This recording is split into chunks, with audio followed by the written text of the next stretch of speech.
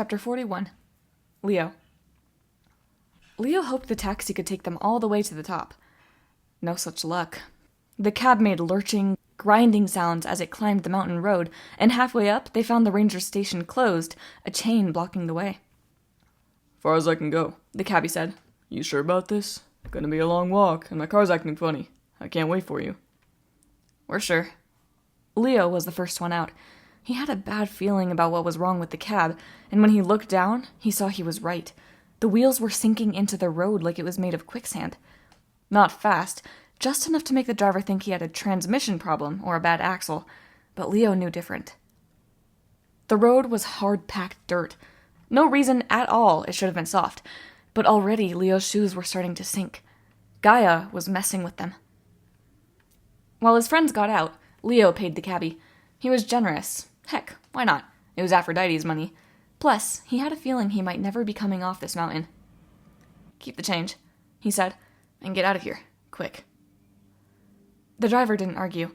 Soon, all they could see was his dust trail. The view from the mountain was pretty amazing.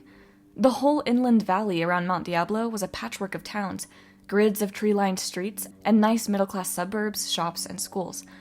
All these normal people living normal lives, the kind Leo had never known. "That's Concord," Jason said, pointing to the north. "Walnut Creek below us. To the south, Danville past those hills. And that way..." He pointed west, where a ridge of golden hills held back a layer of fog, like the rim of a bowl. "That's the Berkeley Hills, the East Bay. Past that, San Francisco." "Jason?" Piper touched his arm. "You remember something? You've been here?" "Yes. No." He gave her an anguished look. "It just seems important." "That's Titanland." Coach Hedge nodded toward the west. "Bad place, Jason. Trust me. This is as close to Frisco as we want to get." But Jason looked toward the foggy basin with such longing that Leo felt uneasy. Why did Jason seem so connected with that place? A place Hedge said was evil, full of bad magic and old enemies. What if Jason came from here? Everybody kept hinting Jason was an enemy, that his arrival at Camp Half-Blood was a dangerous mistake. No, Leo thought. Ridiculous. Jason was their friend. Leo tried to move his foot, but his heels were now completely embedded in the dirt. "Hey, guys," he said. "Let's keep moving." The others noticed the problem. "Gaia's stronger here," Hedge grumbled. He popped his hooves free from his shoes, then handed the shoes to Leo. "Keep those for me, Valdez. They're nice." Leo snorted. "Yes, sir, coach. Would you like them polished?" "That's varsity thinking, Valdez." Hedge nodded approvingly. "But first, we better hike up this mountain while we still can." "How do we know where the giant is?" Piper asked. Jason pointed toward the peak. Drifting across the summit was a plume of smoke. From a distance, Leo had thought it was a cloud, but it wasn't. Something was burning.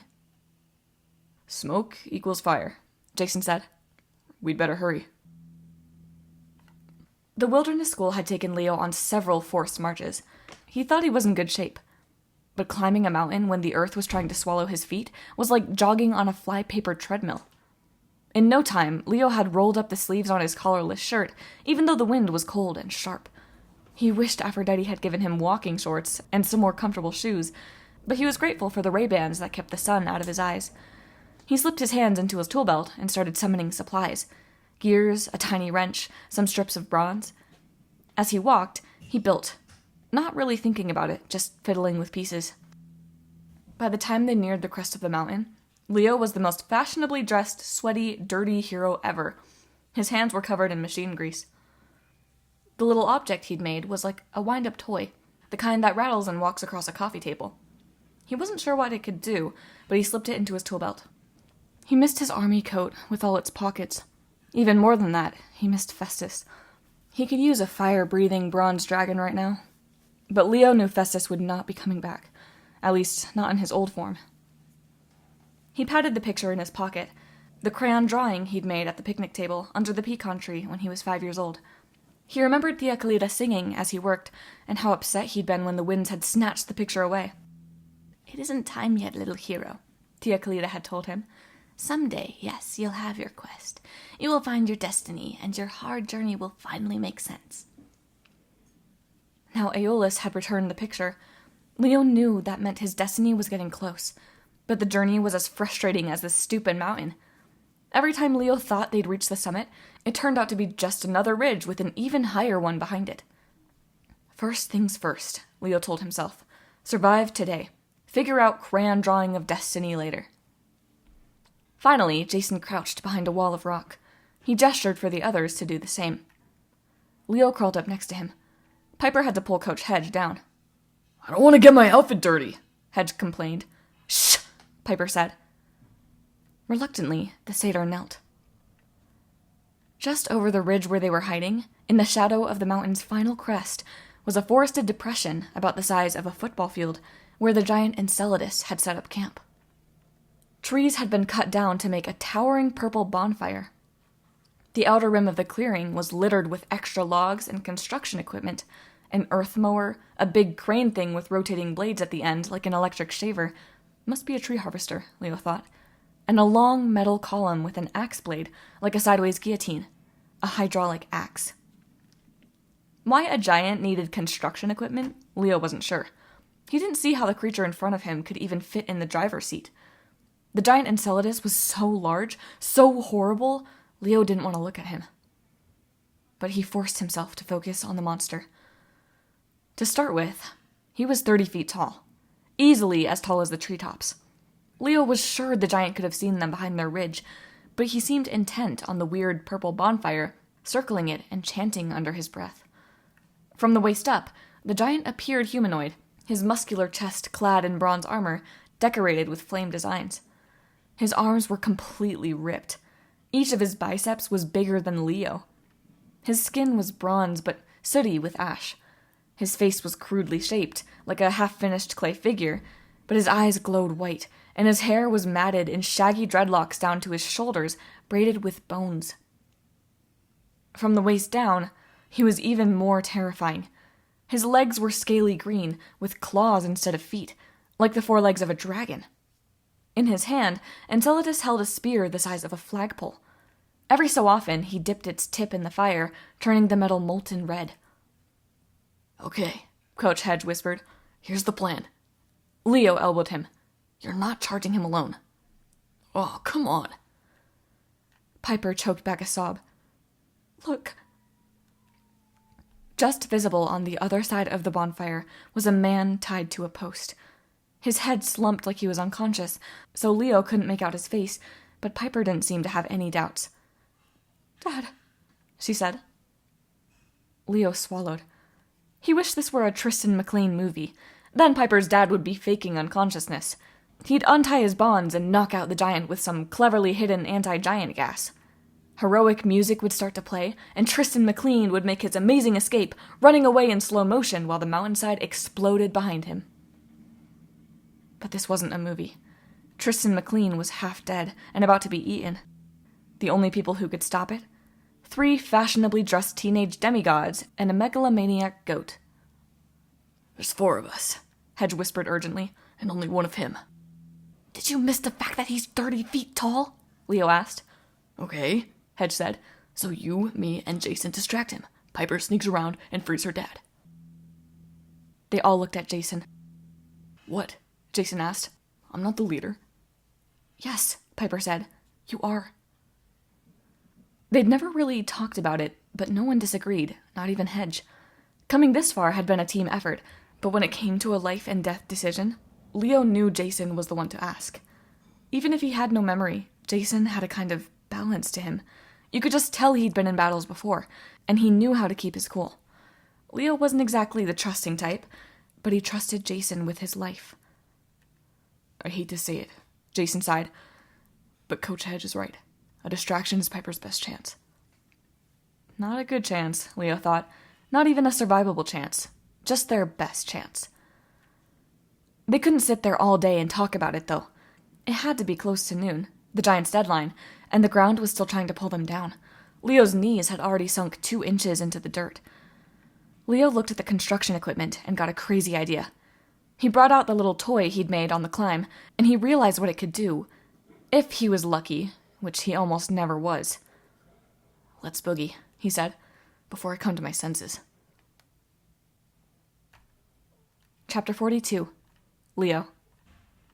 The plan went wrong almost immediately. Piper scrambled along the ridge, trying to keep her head down, while Leo, Jason, and Coach Hedge walked straight into the clearing. Jason summoned his golden lance. He brandished it over his head and yelled, "Giant!" which sounded pretty good, and a lot more confident than Leo could have managed. He was thinking more along the lines of, "We are pathetic ants, don't kill us." Enceladus stopped chanting at the flames. He turned toward them and grinned, revealing fangs like a saber-toothed tiger's. "Well," the giant rumbled. "What a nice surprise." Leo didn't like the sound of that. His hand closed on his wind-up gadget. He stepped sideways, edging his way toward the bulldozer. Coach Hedge shouted, "Let the movie star go, you big ugly cupcake, or I'm gonna plant my hoof right up your—" "Coach," Jason said. "Shut up." Enceladus roared with laughter. "I've forgotten how funny satyrs are. When we rule the world, I think I'll keep your kind around. You can entertain me while I eat all the other mortals." "Is that a compliment?" Hedge frowned at Leo. "I don't think that was a compliment." Enceladus opened his mouth wide, and his teeth began to glow. "Scatter!" Leo yelled. Jason and Hedge dove to the left as the giant blew fire, a furnace blast so hot even Festus would have been jealous. Leo dodged behind the bulldozer, wound up his homemade device, and dropped it into the driver's seat. Then he ran to the right, heading for the tree harvester. Out of the corner of his eye, he saw Jason rise and charge the giant. Coach Hedge ripped off his canary yellow jacket, which was now on fire, and bleated angrily. "I liked that outfit." Then he raised his club and charged too. Before they could get very far, Enceladus slammed his spear against the ground. The entire mountain shook. The shockwave sent Leo sprawling. He blinked, momentarily stunned. Through a haze of grass fire and bitter smoke, he saw Jason staggering to his feet on the other side of the clearing. Coach Hedge was knocked out cold. He'd fallen forward and hit his head on a log. His furry hindquarters were sticking straight up, with his canary yellow pants around his knees. A view Leo really didn't need. The giant bellowed, "I see you, Piper McLean." He turned and blew fire at a line of bushes to Leo's right. Piper ran into the clearing like a flushed quail, the underbrush burning behind her. Enceladus laughed. "I'm happy you've arrived, and you brought me my prizes." Leo's gut twisted. This was the moment Piper had warned them about.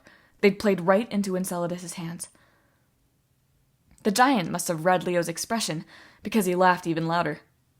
"That's right, son of Hephaestus. I didn't expect you all to stay alive this long, but it doesn't matter. By bringing you here, Piper McLean has sealed the deal. If she betrays you, I'm as good as my word. She can take her father and go. What do I care about a movie star?"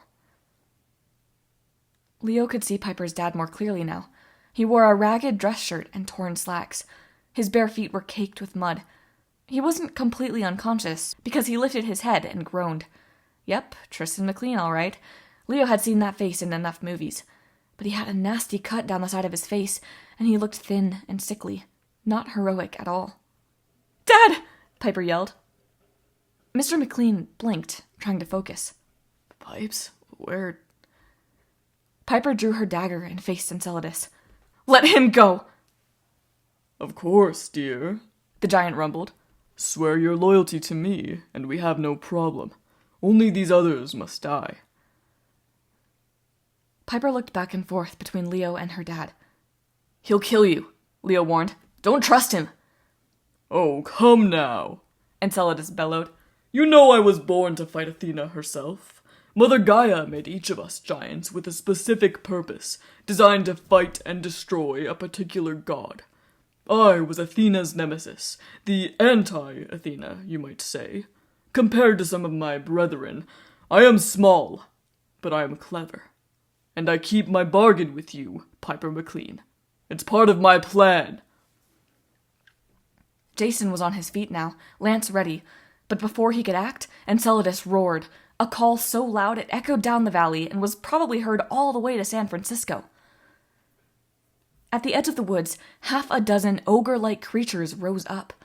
Leo realized with nauseating certainty that they hadn't simply been hiding there. They'd risen straight out of the earth. The ogres shuffled forward. They were small compared to Enceladus, about 7 feet tall. Each one of them had 6 arms, 1 pair in the regular spot, then an extra pair sprouting at the top of their shoulders, and another set shooting from the sides of their rib cages. They wore only ragged leather loincloths, and even across the clearing, Leo could smell them. 6 guys who never bathed, with 6 armpits each. Leo decided if he survived this day, he'd have to take a 3-hour shower just to forget the stench. Leo stepped toward Piper. What are those? Her blade reflected the purple light of the bonfire. Jadinis. In English? Leo asked. The Earthborn, she said. 6 armed giants who fought Jason. The first Jason. Very good, my dear. Enceladus sounded delighted. They used to live on a miserable place in Greece called Bear Mountain. Mount Diablo is much nicer. They are lesser children of Mother Earth, but they serve their purpose. They're good with construction equipment. Vroom, vroom! One of the Earthborn bellowed, and the others took up the chant, each moving his 6 hands as though driving a car, as if it were some kind of weird religious ritual. Vroom, vroom! Yes, thank you, boys, Enceladus said. They also have a score to settle with heroes, especially anyone named Jason. Jason! The Earthborn screamed. They all picked up clumps of earth, which solidified in their hands, turning to nasty pointed stones. Where Jason? Kill Jason! Enceladus smiled. You see, Piper, you have a choice. Save your father, or, try to save your friends and face certain death. Piper stepped forward. Her eyes blazed with such rage, even the Earthborn backed away. She radiated power and beauty, but it had nothing to do with her clothes or her makeup. You will not take the people I love, she said. None of them. Her words rippled across the clearing with such force, the Earthborn muttered, Okay, sorry, and began to retreat. Stand your ground, fools! Enceladus bellowed. He snarled at Piper. This is why we wanted you alive, my dear. You could have been useful to us, but as you wish. Earthborn, I will show you Jason. Leo's heart sank, but the giant didn't point to Jason. He pointed to the other side of the fire, where Tristan McLean hung helpless and half-conscious. There is Jason, Enceladus said with pleasure. Tear him apart.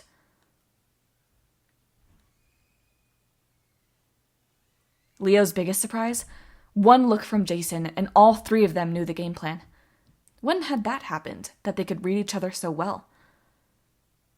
Jason charged Enceladus, while Piper rushed to her father, and Leo dashed for the tree harvester, which stood between Mr. McLean and the Earthborn. The Earthborn were fast, but Leo ran like a storm spirit. He leaped toward the harvester from 5 feet away and slammed into the driver's seat. His hands flew across the controls, and the machine responded with unnatural speed, coming to life as if it knew how important this was. Ha! Leo screamed, and swung the crane arm through the bonfire, toppling burning logs onto the Earthborn and spraying sparks everywhere. 2 giants went down under a fiery avalanche and melted back into the earth, hopefully to stay for a while. The other 4 ogres stumbled across burning logs and hot coals while Leo brought the harvester around. He smashed a button, and on the end of the crane arm, the wicked rotating blades began to whir. Out of the corner of his eye, he could see Piper at the stake, cutting her father free. On the other side of the clearing, Jason fought the giant, somehow managing to dodge his massive spear and blasts of fire breath. Coach Hedge was still heroically passed out, with his goat tail sticking up in the air. The whole side of the mountain would soon be ablaze. The fire wouldn't bother Leo, but if his friends got trapped up here? No, he had to act quickly. One of the Earthborn, apparently not the most intelligent one, charged the tree harvester, and Leo swung the crane arm in his direction. As soon as the blades touched the ogre, he dissolved like wet clay and splattered all over the clearing. Most of him flew into Leo's face. He spit clay out of his mouth and turned the harvester toward the 3 remaining Earthborn, who backed up quickly. Bad vroom vroom, one yelled. Yeah, that's right, Leo yelled at them. You want some bad vroom vroom? Come on! Unfortunately, they did. 3 ogres with 6 arms, each throwing large, hard rocks at super speed, and Leo knew it was over. Somehow, he launched himself in a backward somersault off the harvester half a second before a boulder demolished the driver's seat. Rocks slammed into metal. By the time Leo stumbled to his feet, the harvester looked like a crushed soda can, sinking in the mud. "Dozer!" Leo yelled. The ogres were picking up more clumps of earth, but this time they were glaring in Piper's direction. 30 feet away, the bulldozer roared to life. Leo's makeshift gadget had done its job, burrowing into the earth mover's controls and giving it a temporary life of its own. It roared toward the enemy. Just as Piper cut her father free and caught him in her arms, the giants launched their second volley of stones. The dozer swiveled in the mud, skidding to intercept, and most of the rocks slammed into its shovel. The force was so great, it pushed the dozer back. 2 rocks ricocheted and struck their throwers. 2 more earthborn melted into clay. Unfortunately, 1 rock hit the dozer's engine, sending up a cloud of oily smoke, and the dozer groaned to a stop. Another great toy broken. Piper dragged her father below the ridge. The last earthborn charged after her. Leo was out of tricks, but he couldn't let that monster get to Piper. He ran forward, straight through the flames, and grabbed something, anything, from his tool belt. "Hey, stupid!" he yelled, and threw a screwdriver at the earthborn. It didn't kill the ogre, but it sure got his attention. The screwdriver sank hilt deep into the earthborn's forehead, like he was made of Play-Doh. The earthborn yelped in pain and skittered to a halt. He pulled out the screwdriver, turned, and glared at Leo. Sadly, this last ogre looked like the biggest and nastiest of the bunch. Gaia had really gone all out creating him, with extra muscle upgrades, deluxe ugly face, the whole package. Oh great, Leo thought. I've made a friend. "You die!" the earthborn roared. "Friend of Jason dies!" The ogre scooped up handfuls of dirt, which immediately hardened into rock cannonballs. Leo's mind went blank. He reached into his tool belt, but he couldn't think of anything that would help. He was supposed to be clever, but he couldn't craft or build or tinker his way out of this one. Fine, he thought. I'll go out Blaze of Glory style. He burst into flames, yelled, "Hephaestus!" and charged at the ogre barehanded. He never got there. A blur of turquoise and black flashed behind the ogre. A gleaming bronze blade sliced up one side of the earthborn and down the other. 6 large arms dropped to the ground, boulders rolling out of their useless hands. The earthborn looked down, very surprised. He mumbled, "Arms go bye-bye." Then he melted into the ground. Piper stood there, breathing hard, her dagger covered with clay. Her dad sat at the ridge, dazed and wounded, but still alive. Piper's expression was ferocious, almost crazy, like a cornered animal. Leo was glad she was on his side. "Nobody hurts my friends," she said, and with a sudden warm feeling, Leo realized she was talking about him. Then she yelled, "Come on!" Leo saw that the battle wasn't over. Jason was still fighting the giant Enceladus, and it wasn't going well. Chapter 43. Jason. When Jason's lance broke, he knew he was dead. The battle had started well enough. Jason's instincts kicked in, and his gut told him he'd dueled opponents almost this big before. Size and strength equaled slowness, so Jason just had to be quicker, pace himself, wear out his opponent, and avoid getting smashed or flame-broiled. He rolled away from the giant's first spear thrust and jabbed Enceladus in the ankle. Jason's javelin managed to pierce the thick dragon hide, and golden ichor, the blood of immortals, trickled down the giant's clawed foot. Enceladus bellowed in pain and blasted him with fire. Jason scrambled away, rolling behind the giant, and struck again behind his knee. It went on like that for seconds, minutes. It was hard to judge. Jason heard combat across the clearing, construction equipment grinding, fire roaring, monsters shouting, and rocks smashing into metal. He heard Leo and Piper yelling defiantly, which meant they were still alive. Jason tried not to think about it. He couldn't afford to get distracted. Enceladus' spear missed him by a millimeter. Jason kept dodging, but the ground stuck to his feet. Gaia was getting stronger, and the giant was getting faster. Enceladus might be slow, but he wasn't dumb. He began anticipating Jason's moves, and Jason's attacks were only annoying him, making him more enraged. I am not some minor monster, Enceladus bellowed. I am a giant, born to destroy gods. Your little gold toothpick can't kill me, boy. Jason didn't waste energy replying. He was already tired. The ground clung to his feet, making him feel like he weighed an extra 100 pounds. The air was full of smoke that burned his lungs. Fires roared around him, stoked by the winds, and the temperature was approaching the heat of an oven. Jason raised his javelin to block the giant's next strike, a big mistake. Don't fight force with force, a voice chided him. The wolf Lupa, who told him that long ago. He managed to deflect the spear, but it grazed his shoulder, and his arm went numb. He backed up, almost tripping over a burning log. He had to delay, to keep the giant's attention fixed on him while his friends dealt with the Earthborn and rescued Piper's dad. He couldn't fail. He retreated, trying to lure the giant to the edge of the clearing. Enceladus could sense his weariness. The giant smiled, burying his fangs. The mighty Jason Grace, he taunted. Yes, we know about you, son of Jupiter. The one who led the assault on Mount Othries. The one who single-handedly slew the Titan Cryos and toppled the Black Throne. Jason's mind reeled. He didn't know these names, yet they made his skin tingle, as if his body remembered the pain his mind didn't. What are you talking about? He asked. He realized his mistake when Enceladus breathed fire. Distracted, Jason moved too slowly.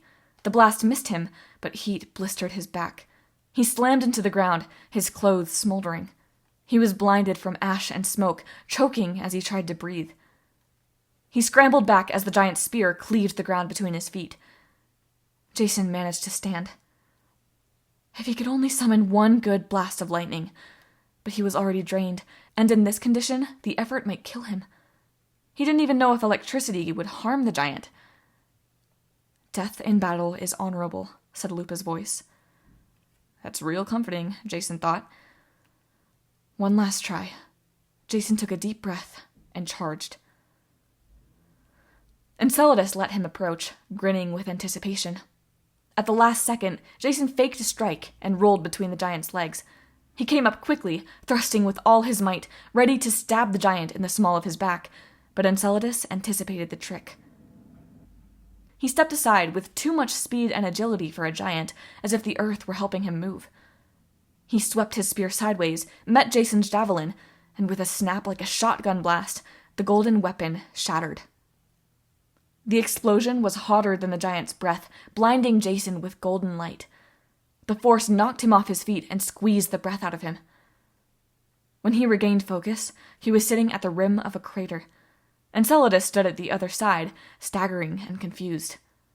The javelin's destruction had released so much energy, it had blasted a perfect cone-shaped pit 30 feet deep, fusing the dirt and rock into a slick, glassy substance.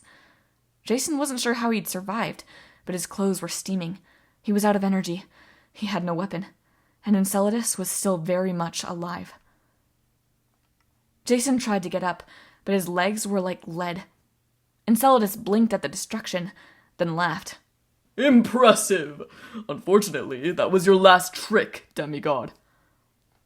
Enceladus leaped the crater in a single bound, planting his feet on either side of Jason. The giant raised his spear, its tip hovering 6 feet over Jason's chest. And now, Enceladus said, my first sacrifice to Gaia. Chapter 44. Jason. Time seemed to slow down, which was really frustrating since Jason still couldn't move. He felt himself sinking into the earth like the ground was a waterbed, comfortable, urging him to relax and give up. He wondered if the stories of the underworld were true. Would he end up in the fields of punishment or Elysium? If he couldn't remember any of his deeds, would they still count? He wondered if the judges would take that into consideration, or if his dad, Zeus, would write him a note. Please excuse Jason from eternal damnation. He has had amnesia. Jason couldn't feel his arms. He could see the tip of the spear coming toward his chest in slow motion. He knew he should move, but he couldn't seem to do it. Funny, he thought. All that effort to stay alive, and then, boom, you just die there helplessly while a fire-breathing giant impales you.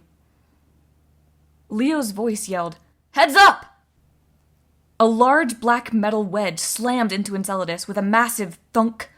The giant toppled over and slid into the pit. "Jason, get up!" Piper called. Her voice energized him, shook him out of his stupor. He sat up, his head groggy, while Piper grabbed him under his arms and hauled him to his feet. "Don't die on me," she ordered. "You are not dying on me." "Yes, ma'am." He felt lightheaded, but she was about the most beautiful thing he'd ever seen. Her hair was smoldering. Her face was smudged with soot. She had a cut on her arm, her dress was torn, and she was missing a boot. Beautiful. About 100 feet behind her, Leo was standing over a piece of construction equipment, a long cannon-like thing with a single massive piston, the edge broken clean off. Then Jason looked down in the crater and saw where the other end of the hydraulic axe had gone. Enceladus was struggling to rise, an axe blade the size of a washing machine stuck in his breastplate. Amazingly, the giant managed to pull the axe blade free. He yelled in pain, and the mountain trembled. Golden ichor soaked the front of his armor, but Enceladus stood. Shakily, he bent down and retrieved his spear. "Good try." The giant winced. "But I cannot be beaten." As they watched, the giant's armor mended itself, and the ichor stopped flowing. Even the cuts on his dragon-scale legs, which Jason had worked so hard to make, were now just pale scars. Leo ran up to them, saw the giant, and cursed. "What is it with this guy? Die already!" "My fate is preordained," Enceladus said. "Giants cannot be killed by gods or heroes." "Only by both," Jason said. The giant's smile faltered, and Jason saw in his eyes something like fear. "It's true, isn't it? Gods and demigods have to work together to kill you." "You will not live long enough to try." The giant started stumbling up the crater's slope, slipping on the glassy slides. "Anyone have a god handy?" Leo asked. Jason's heart filled with dread. He looked at the giant below them, struggling to get out of the pit, and he knew what had to happen. "Leo," he said, "if you've got a rope in that tool belt, get it ready." He leaped at the giant with no weapon but his bare hands. "Enceladus!" Piper yelled. "Look behind you!" It was an obvious trick, but her voice was so compelling, even Jason bought it. The giant said, "What?" and turned like there was an enormous spider on his back. Jason tackled his legs at just the right moment. The giant lost his balance. Enceladus slammed into the crater and slid to the bottom. While he tried to rise, Jason put his arms around the giant's neck. When Enceladus struggled to his feet, Jason was riding his shoulders. "Get off!" Enceladus screamed. He tried to grab Jason's legs, but Jason scrambled around, squirming and climbing over the giant's hair. "Father," Jason thought, "if I've ever done anything good, anything you've approved of, help me now. I offer my own life. Just save my friends." Suddenly, he could smell the metallic scent of a storm. Darkness swallowed the sun. The giant froze, sensing it too. Jason yelled to his friends, "Hit the deck!" And every hair on his head stood straight up. Crack! Lightning surged through Jason's body, straight through Enceladus, and into the ground. The giant's back stiffened, and Jason was thrown clear. When he regained his bearings, he was slipping down the side of the crater, and the crater was cracking open. The lightning bolt had split the mountain itself. The earth rumbled and tore apart, and Enceladus's legs slid into the chasm. He clawed helplessly at the glassy sides of the pit, and just for a moment managed to hold onto the edge, his hands trembling. He fixed Jason with a look of hatred. "You've won nothing, boy. My brothers are rising, and they are 10 times as strong as I. We will beat the gods at their roots. You will die, and Olympus will die with..." The giant lost his grip and fell into the crevice. The earth shook. Jason fell toward the rift. "Grab hold!" Leo yelled. Jason's feet were at the edge of the chasm when he grabbed the rope, and Leo and Piper pulled him up. They stood together, exhausted and terrified, as the chasm closed like an angry mouth. The ground stopped pulling at their feet. For now, Gaia was gone. The mountainside was on fire. Smoke billowed hundreds of feet into the air. Jason spotted a helicopter, maybe firefighters or reporters, coming toward them. All around them was carnage. The Earthborn had melted into piles of clay, leaving behind only their rock missiles and some nasty bits of loincloth, but Jason figured they would reform soon enough. Construction equipment lay in ruins. The ground was scarred and blackened. Coach Hedge started to move. He sat up with a groan and rubbed his head. His canary yellow pants were now the color of Dijon mustard mixed with mud. He blinked and looked around him at the battle scene. Did I do this? Before Jason could reply, Hedge picked up his club and got shakily to his feet. Yeah, you wanted some hoof? I gave you some hoof cupcakes. Who's the go, huh? He did a little dance, kicking rocks and making what were probably rude satyr gestures at the piles of clay.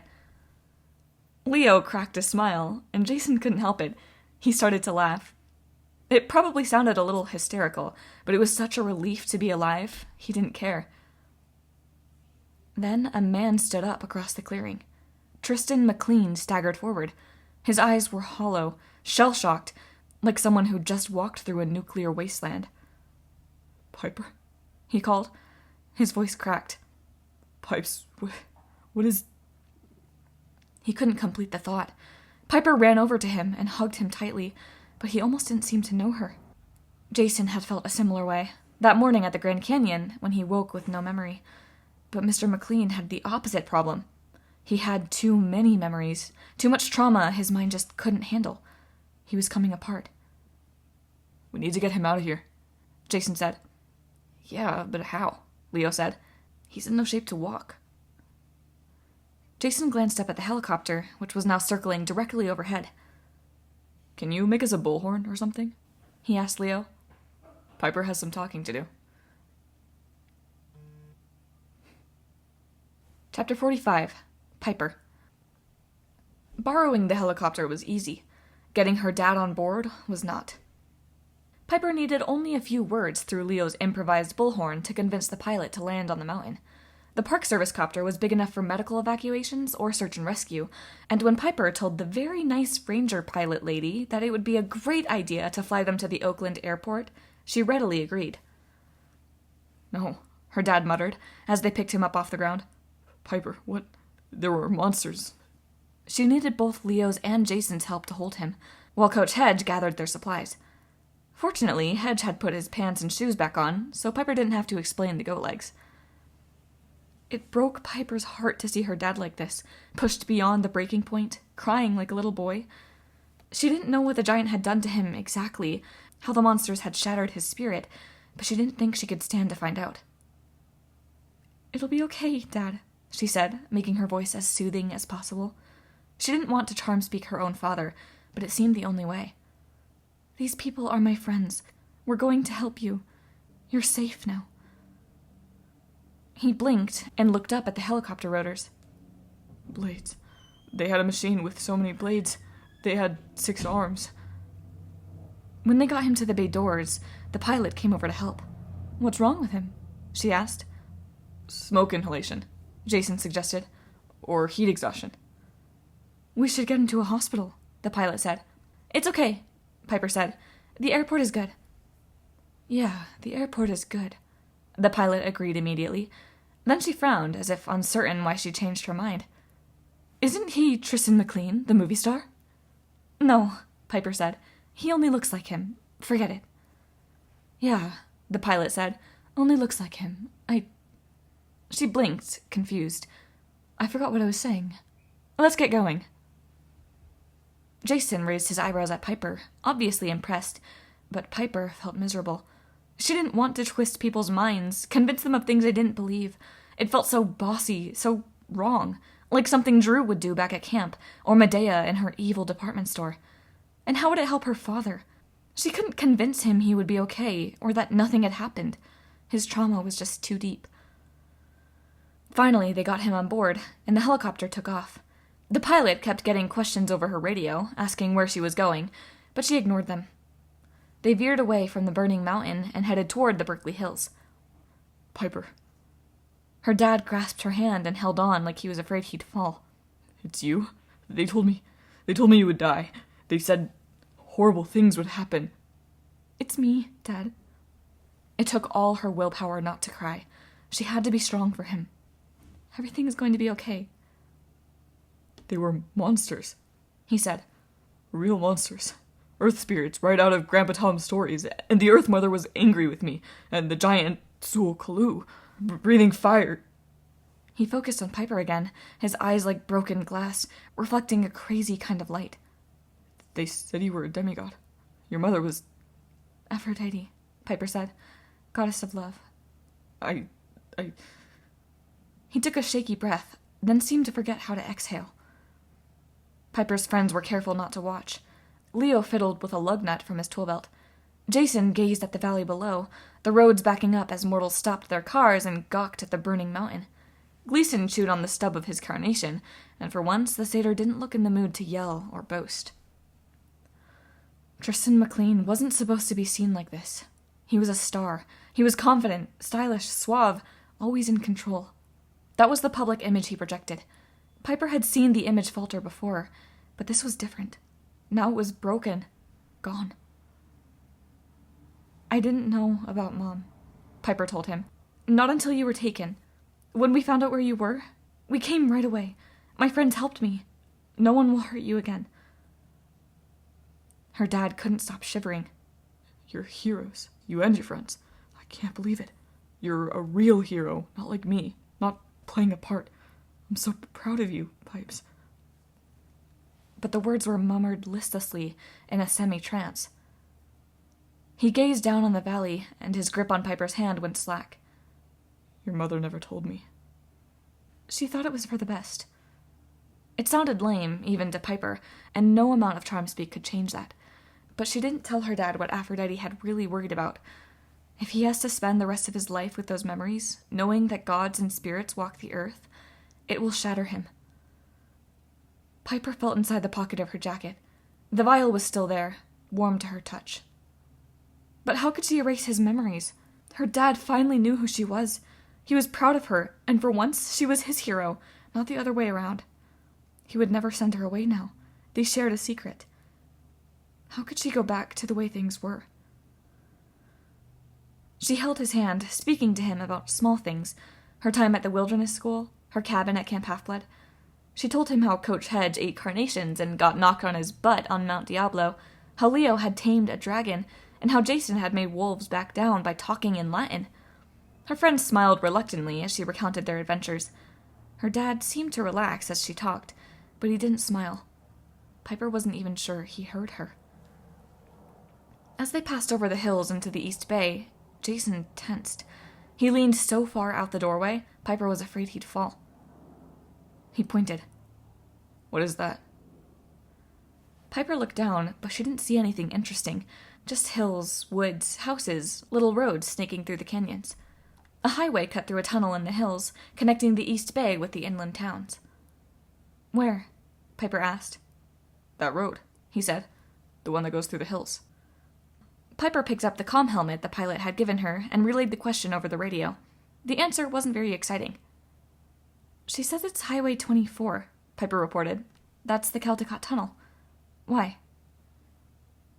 Jason stared intently at the tunnel entrance, but he said nothing. It disappeared from view as they flew over downtown Oakland, but Jason still stared into the distance, his expression almost as unsettling as Piper's dad's. Monsters, her dad said, a tear tracing his cheek. I live in a world of monsters.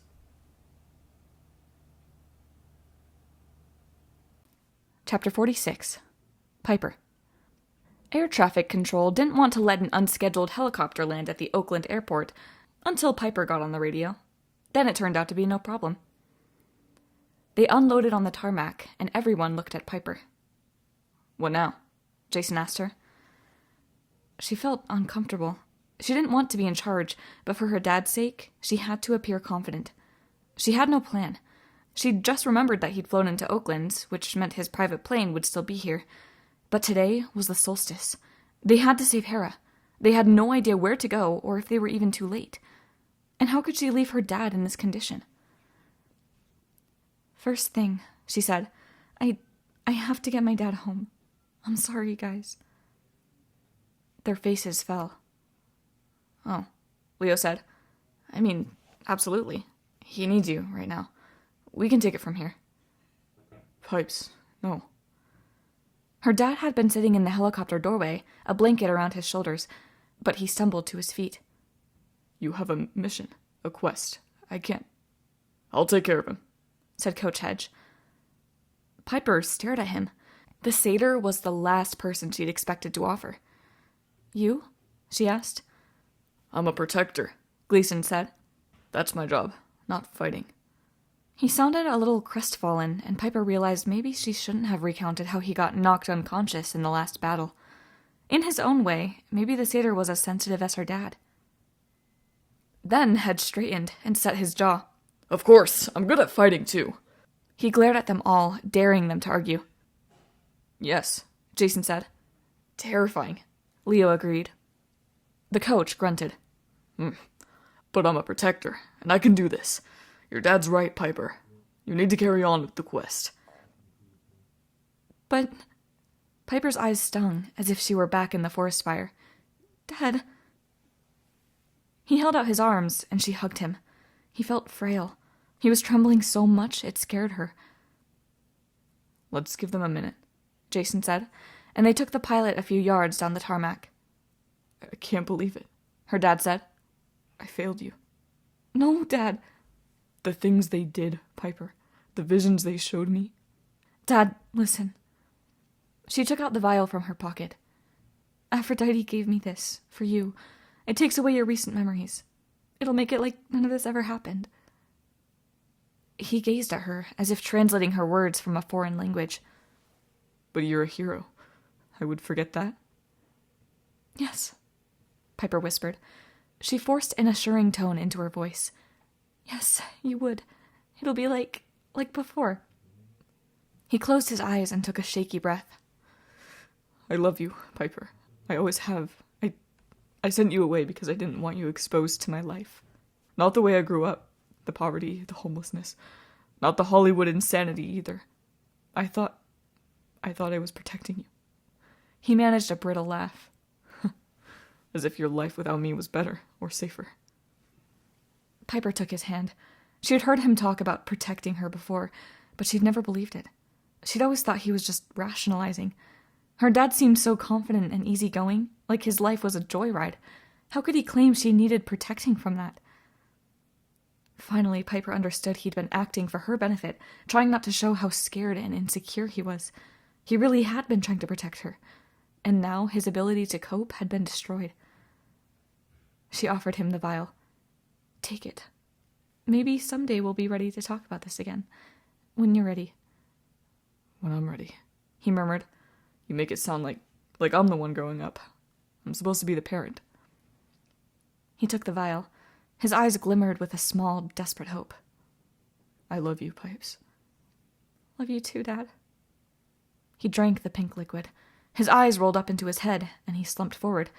Piper caught him, and her friends ran up to help. Got him, Hedge said. The satyr stumbled, but he was strong enough to hold Tristan McLean upright. I already asked our ranger friend to call up his plane. It's on the way now. Home address? Piper was about to tell him. Then a thought occurred to her. She checked her dad's pocket, and his BlackBerry was still there. It seemed bizarre that he'd still have something so normal after all he'd been through, but she guessed Enceladus hadn't seen any reason to take it. Everything's on here, Piper said. Address, his chauffeur's number. Just watch out for Jane. Hedge's eyes lit up, like he sensed a possible fight. Who's Jane? By the time Piper explained, her dad's sleek white Gulfstream had taxied next to the helicopter. Hedge and the flight attendant got Piper's dad on board. Then Hedge came down one last time to say his goodbyes. He gave Piper a hug and glared at Jason and Leo. You cupcakes take care of this girl, you hear? Or I'm gonna make you do push-ups.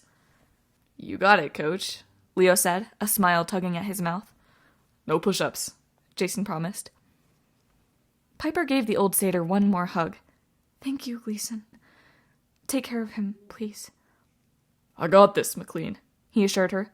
They got root beer and veggie enchiladas on this flight, and 100% linen napkins. Yum. I could get used to this. Trotting up the stairs, he lost one shoe, and his hoof was visible for just a second. The flight attendant's eyes widened, but she looked away and pretended nothing was wrong. Piper figured she'd probably seen stranger things, working for Tristan McLean. When the plane was heading down the runway, Piper started to cry. She'd been holding it in too long, and she just couldn't anymore. Before she knew it, Jason was hugging her, and Leo stood uncomfortably nearby, pulling Kleenex out of his tool belt. "Your dad's in good hands," Jason said. "You did amazing." She sobbed into his shirt.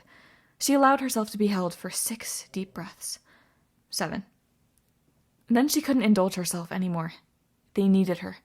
The helicopter pilot was already looking uncomfortable, like she was starting to wonder why she'd flown them here. "Thank you, guys," Piper said. She wanted to tell them how much they meant to her. They'd sacrificed everything, maybe even their quest, to help her. She couldn't repay them, couldn't even put her gratitude into words, but her friends' expressions told her they understood. Then, right next to Jason, the air began to shimmer. At first, Piper thought it was heat off the tarmac, or maybe gas fumes from the helicopter, but she'd seen something like this before in Medea's fountain. It was an iris message. An image appeared in the air, a dark-haired girl in silver winter camouflage, holding a bow. Jason stumbled back in surprise. "Thalia!" "Thank the gods," said the hunter. The scene behind her was hard to make out, but Piper heard yelling, metal clashing on metal, and explosions. "We found her," Thalia said. "Where are you?" "Oakland," he said. "Where are you?" "The Wolf House!" "Oakland is good. You're not too far. We're holding off the Giants' minions, but we can't hold them forever. Get here before sunset or it's all over." "Then it's not too late?" Piper cried. Hope surged through her, but Thalia's expression quickly dampened it. "Not yet," Thalia said.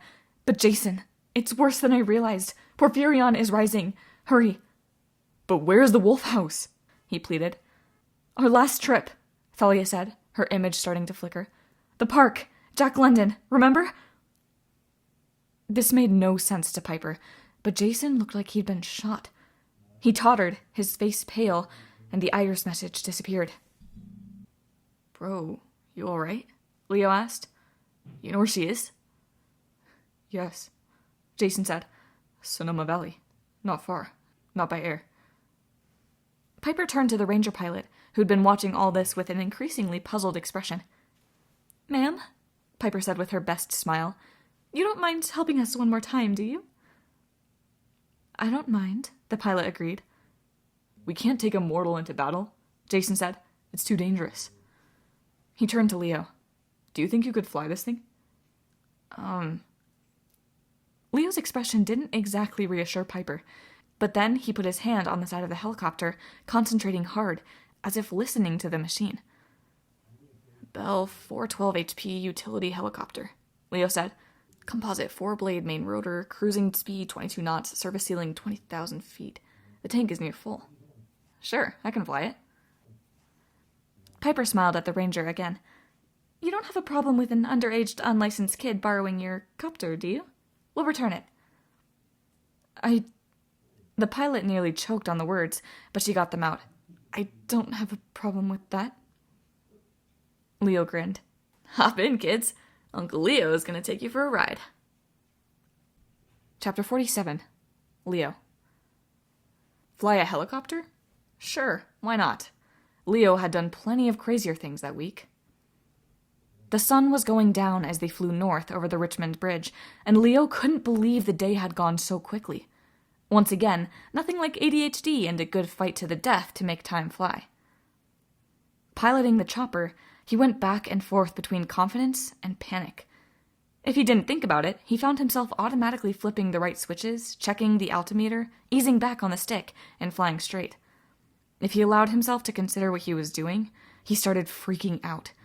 He imagined his Aunt Rosa yelling at him in Spanish, telling him he was a delinquent lunatic who was going to crash and burn. Part of him suspected she was right. "Going okay?" Piper asked from the co-pilot seat. She sounded more nervous than he was, so Leo put on a brave face. "Aces," he said. "So what's the Wolf House?" Jason knelt between their seats. "An abandoned mansion in the Sonoma Valley. A demigod built it. Jack London." Leo couldn't place the name. "He an actor?" "Writer," Piper said. Adventure stuff, right? Call of the Wilds, White Fang? Yeah, Jason said. He was a son of Mercury. Hermes. He was an adventurer, traveled the world. He was even a hobo for a while. Then he made a fortune writing. He bought a big ranch in the country and decided to build this huge mansion, the Wolf House. Named that because he wrote about wolves? Leo guessed.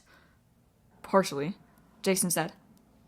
But the site, and the reason he wrote about the wolves, he was dropping hints about his personal experience. There's a lot of holes in his life story. How he was born, who his dad was, why he wandered around so much. Stuff you can only explain if you know he was a demigod. The bay slipped behind them, and the helicopter continued north. Ahead of them, yellow hills rolled out as far as Leo could see. So Jack London went to Camp Half-Blood, Leo guessed. No, Jason said. No, he didn't. Bro, you're freaking me out with the mysterious talk. Are you remembering your past or not? Pieces, Jason said. Only pieces. None of it good. The Wolf House is on sacred ground. It's where London started his journey as a child, where he found out he was a demigod. That's why he returned there. He thought he could live there, claim that land, but it wasn't meant for him. The Wolf House was cursed. It burned in a fire a week before he and his wife were supposed to move in. A few years later, London died, and his ashes were buried on the site. So, Piper said, how do you know all this? A shadow crossed Jason's face, probably just a cloud, but Leo could swear the shape looked like an eagle. I started my journey there too, Jason said. It's a powerful place for demigods. A dangerous place. If Gaia can claim it, use its power to entomb Hera on the solstice and raise Porphyrion, that might be enough to awaken the Earth Goddess fully. Leo kept his hand on the joystick, guiding the chopper at full speed, racing toward the north. He could see some weather ahead, a spot of darkness like a cloud bank or a storm, right where they were going. Piper's dad had called him a hero earlier, and Leo couldn't believe some of the things he'd done, smacking around Cyclopes, disarming exploding doorbells, battling 6-armed ogres with construction equipment. They seemed like they had happened to another person. He was just Leo Valdez, an orphaned kid from Houston. He'd spent his life running away, and part of him still wanted to run. What was he thinking, flying toward a cursed mansion to fight more evil monsters? His mom's voice echoed in his head. Nothing is unfixable. Except the fact that you're gone forever, Leo thought. Seeing Piper and her dad back together had really driven that home. Even if Leo survived this quest and saved Hera, Leo wouldn't have any happy reunions. He wouldn't be going back to a loving family. He wouldn't see his mom. The helicopter shuddered. Metal creaked, and Leo could almost imagine the tapping was Morse code. Not the end. He leveled out the chopper, and the creaking stopped. He was just hearing things. He couldn't dwell on his mom, or the idea that kept bugging him, that Gaia was bringing souls back from the underworld, so why couldn't he make some good come out of it? Thinking like that would drive him crazy. He had a job to do. He let his instincts take over, just like flying the helicopter. If he thought about the quest too much, or what might happen afterward, he'd panic.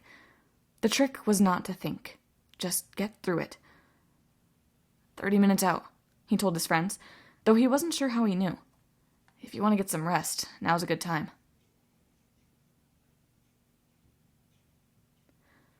Jason strapped himself into the back of the helicopter and passed out almost immediately. Piper and Leo stayed wide awake.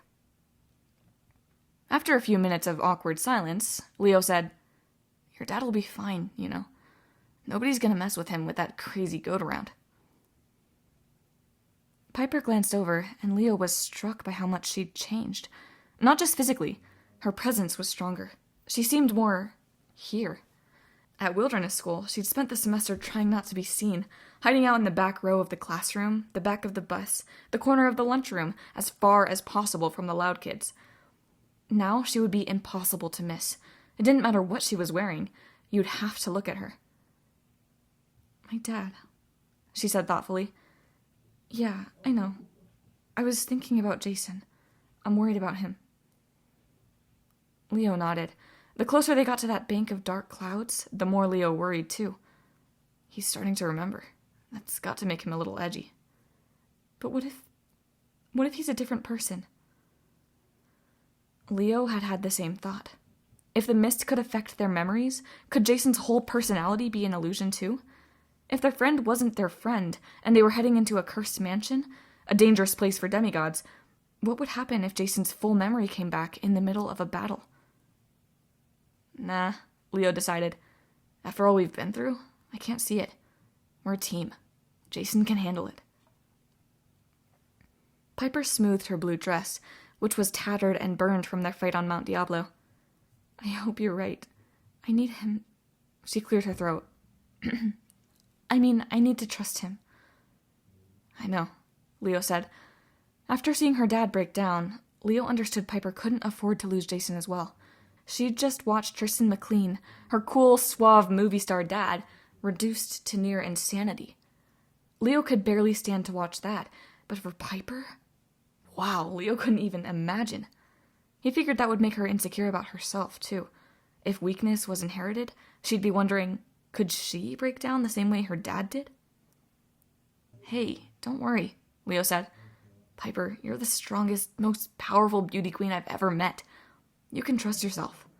For what it's worth, you can trust me, too. The helicopter dipped in a wind shear, and Leo almost jumped out of his skin. He cursed and righted the chopper. Piper laughed nervously. Trust you, huh? Shut up already. But he grinned at her, and for a second, it felt like he was just relaxing comfortably with a friend. Then they hit the storm clouds. Chapter 48. Leo. At first, Leo thought rocks were pelting the windshield. Then he realized it was sleet. Frost built up around the edges of the glass, and slushy waves of ice blotted out his view. An ice storm? Piper shouted over the engine and the wind. Is it supposed to be this cold in Sonoma? Leo wasn't sure, but something about this storm seemed conscious, malevolent, like it was intentionally slamming them. Jason woke up quickly. He crawled forward, grabbing their seats for balance. We've got to be getting close. Leo was too busy wrestling with a stick to reply. Suddenly, it wasn't so easy to drive the chopper. Its movements turned sluggish and jerky. The whole machine shuddered in the icy wind. The helicopter probably hadn't been prepped for cold weather flying. The controls refused to respond, and they started to lose altitude. Below them, the ground was a dark quilt of trees and fog. The ridge of a hill loomed in front of them, and Leo yanked the stick, just clearing the treetops. There, Jason shouted. A small valley opened up before them, with the murky shape of a building in the middle. Leo aimed the helicopter straight for it. All around them were flashes of light that reminded Leo of the tracer fire at Midas's compound. Trees cracked and exploded at the edges of the clearing. Shapes moved through the mist. Combat seemed to be everywhere. He set down the helicopter in an icy field about 50 yards from the house and killed the engine. He was about to relax when he heard a whistling sound and saw a dark shape hurtling toward them out of the mist. Out! Leo screamed. They leaped from the boulder and barely cleared the rotors before a massive boom shook the ground, knocking Leo off his feet and splattering ice all over him. He got up shakily and saw that the world's largest snowball, a chunk of snow, ice, and dirt the size of a garage, had completely flattened the Bell 412. You all right? Jason ran up to him, Piper at his side. They both looked fine, except for being speckled with snow and mud. Yeah. Leo shivered. Guess we owe that ranger lady a new helicopter. Piper pointed south. Fighting's over there. Then she frowned.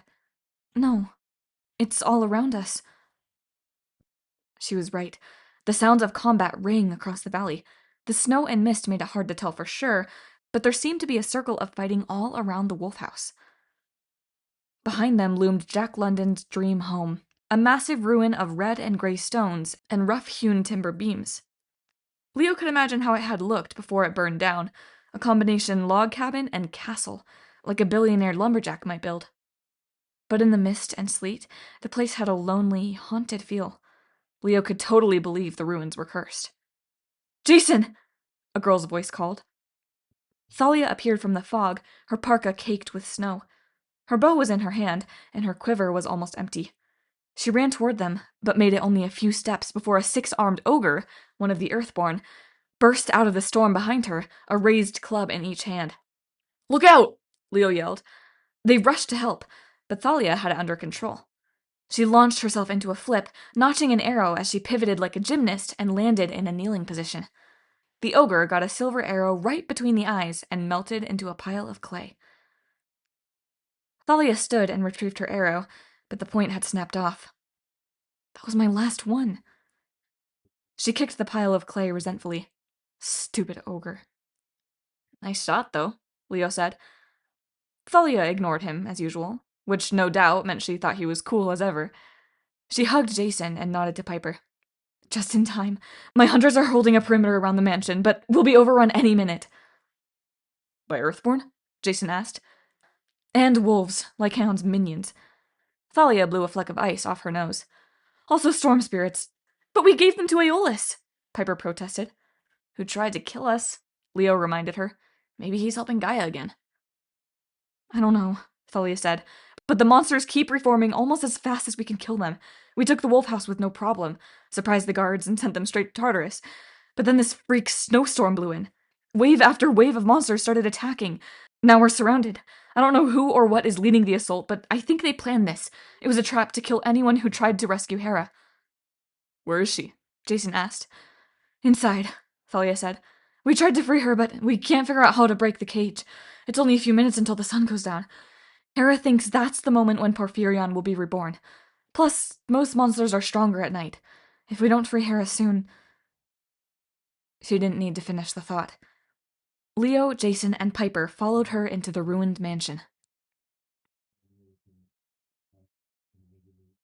Jason stepped over the threshold and immediately collapsed. Hey! Leo caught him. None of that, man. What's wrong? This place... Jason shook his head. Sorry, it came rushing back to me. So you have been here, Piper said. We both have, Thalia said.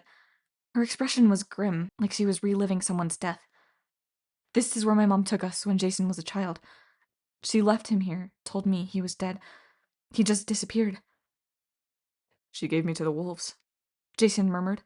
At Hera's insistence, she gave me to Lupa. That part I didn't know. Thalia frowned. Who is Lupa?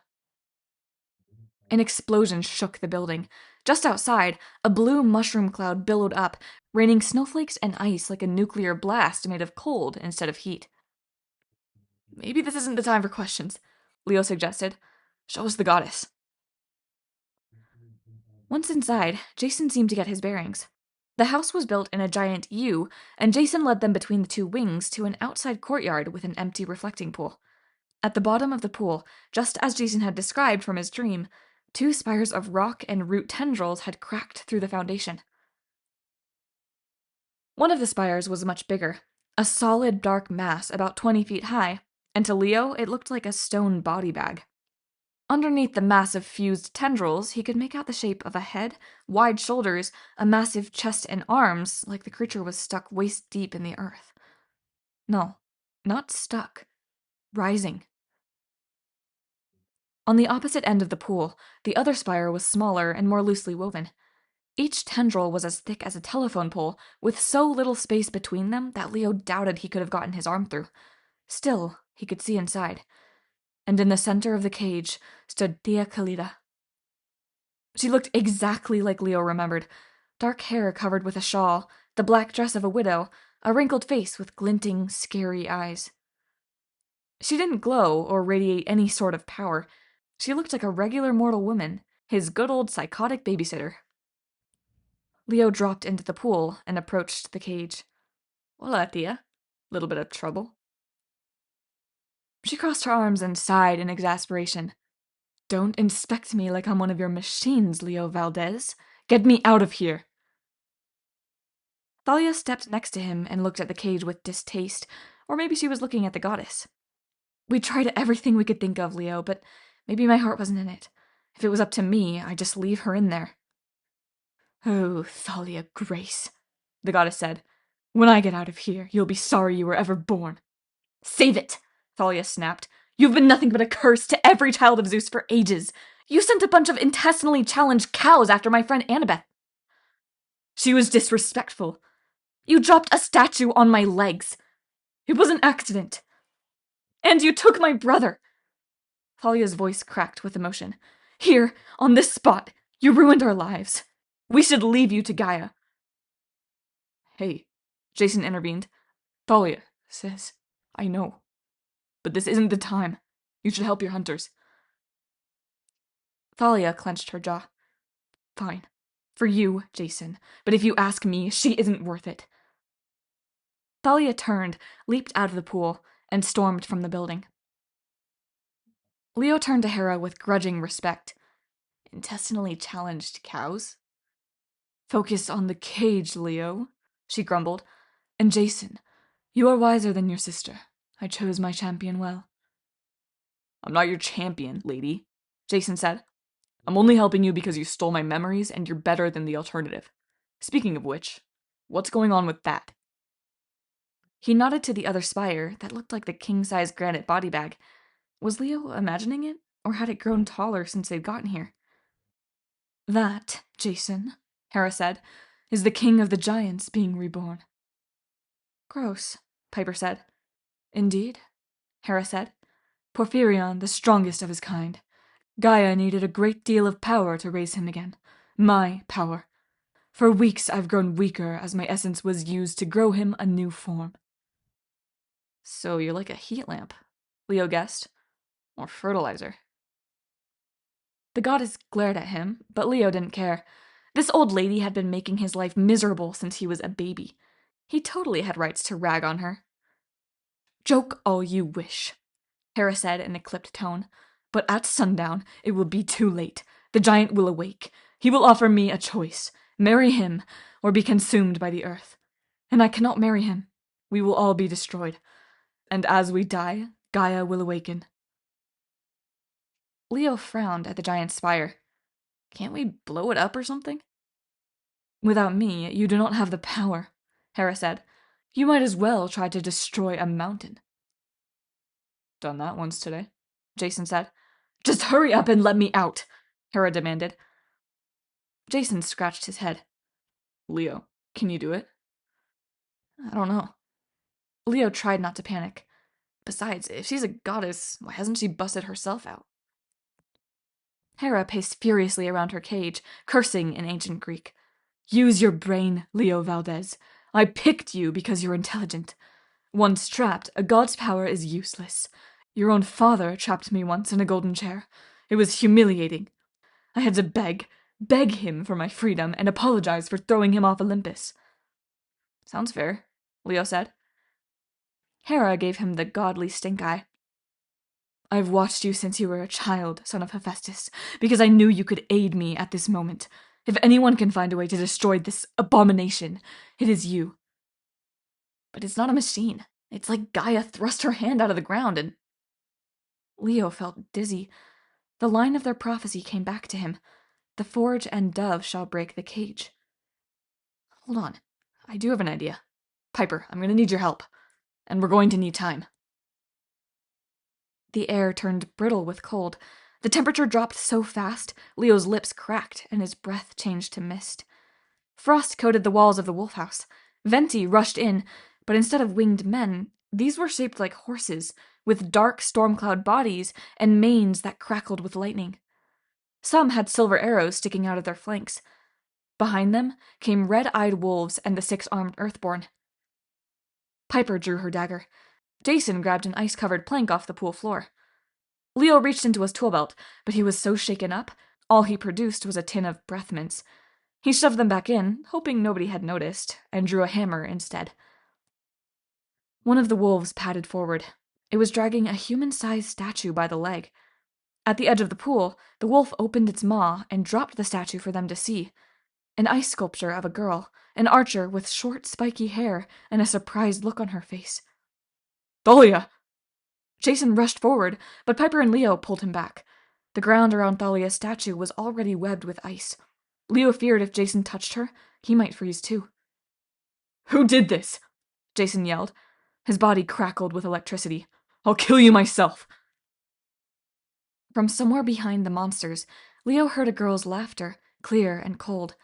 She stepped out of the mist in her snowy white dress, a silver crown atop her long black hair. She regarded them with those deep brown eyes Leo had thought were so beautiful in Quebec. "Bonsoir, mes amis," said Kione, the goddess of snow. She gave Leo a frosty smile. "Alas, son of Hephaestus, you say you need time? I'm afraid time is one tool you do not have." Chapter 49. Jason. After the fight on Mount Diablo, Jason didn't think he could ever feel more afraid or devastated. Now his sister was frozen at his feet. He was surrounded by monsters. He'd broken his golden sword and replaced it with a piece of wood. He had approximately 5 minutes until the king of the giants busted out and destroyed them.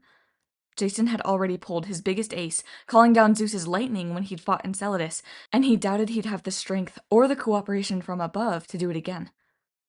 Which meant his only assets were one whiny imprisoned goddess, one sort of girlfriend with a dagger, and Leo, who apparently thought he could defeat the armies of darkness with breath mints.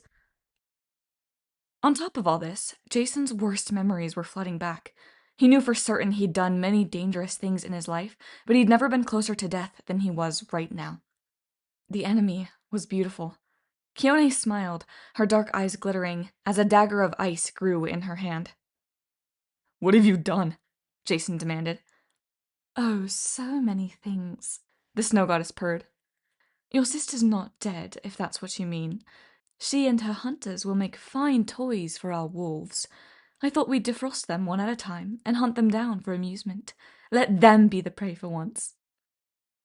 The wolves snarled appreciatively.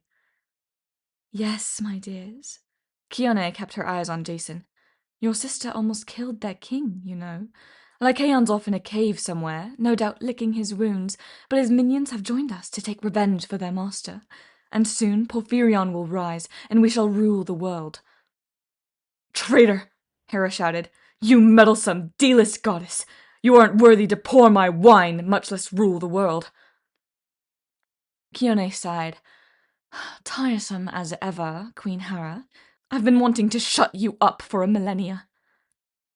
Kione waved her hand, an ice encased to the prison, sealing the spaces between the earthen tendrils. "That's better," the snow goddess said. "Now, demigods, about your death." "You're the one who tricked Hera into coming here," Jason said. "You gave Zeus the idea of closing Olympus." The wolves snarled, and the storm spirits whinnied, ready to attack, but Kione held up her hand. "Patience, my loves. If he wants to talk, what matter? The sun is setting, and time is on our side. Of course, Jason Grace. Like snow, my voice is quiet and gentle, and very cold. It's easy for me to whisper to the other gods, especially when I am only confirming their deepest fears. I also whispered in Aeolus's ear that he should issue an order to kill demigods. It is a small service for Gaia, but I'm sure I will be rewarded when her sons the giants come to power." "You could have killed us in Quebec," Jason said. "Why let us live?" Kione wrinkled her nose. "Messy business, killing you in my father's house, especially when he insists on meeting all visitors. I did try, you remember. It would have been lovely if he'd agreed to turn you to ice. But once he'd given you guarantee of safe passage, I couldn't openly disobey him. My father is an old fool. He lives in fear of Zeus and Aeolus, but he's still powerful. Soon enough, when my new masters have awakened, I will depose Boreas and take the throne of the North Wind. But not just yet. Besides, my father did have a point. Your quest was suicidal. I fully expected you to fail." "And to help us with that," Leo said, "you knocked our dragon out of the sky over Detroit. Those frozen wires in his head, that was your fault. You're gonna pay for that." "You're also the one who kept Enceladus informed about us," Piper added. "We've been plagued by snowstorms the whole trip." "Yes, I feel so close to all of you now," Kione said. "Once you made it past Omaha, I decided to ask Lycaon to track you down so Jason could die here at the Wolf House." Kione smiled at him. "You see, Jason, your blood spilled on the sacred ground will taint it for generations. Your demigod brethren will be outraged, especially when they find the bodies of those two from Camp Half-Blood. They'll believe the Greeks have conspired with giants. It will be delicious." Piper and Leo didn't seem to understand what she was saying. But Jason knew. His memories were returning enough for him to realize how dangerously effective Kyone's plan could be. "You'll set demigods against demigods," he said. "It's so easy," said Kyone. "As I told you, I only encourage what you would do anyway." "But why?" Piper spread her hands. "Kyone, you'll tear the world apart. The giants will destroy everything. You don't want that. Call off your monsters." Kyone hesitated, then laughed. "Your persuasive powers are improving, girl. But I am a goddess. You can't charm-speak me. We wind gods are creatures of chaos. I'll overthrow Aeolus and let the storms run free. If we destroy the mortal world, all the better. They never honored me, even in Greek times. Humans and their talk of global warming. I'll cool them down quickly enough.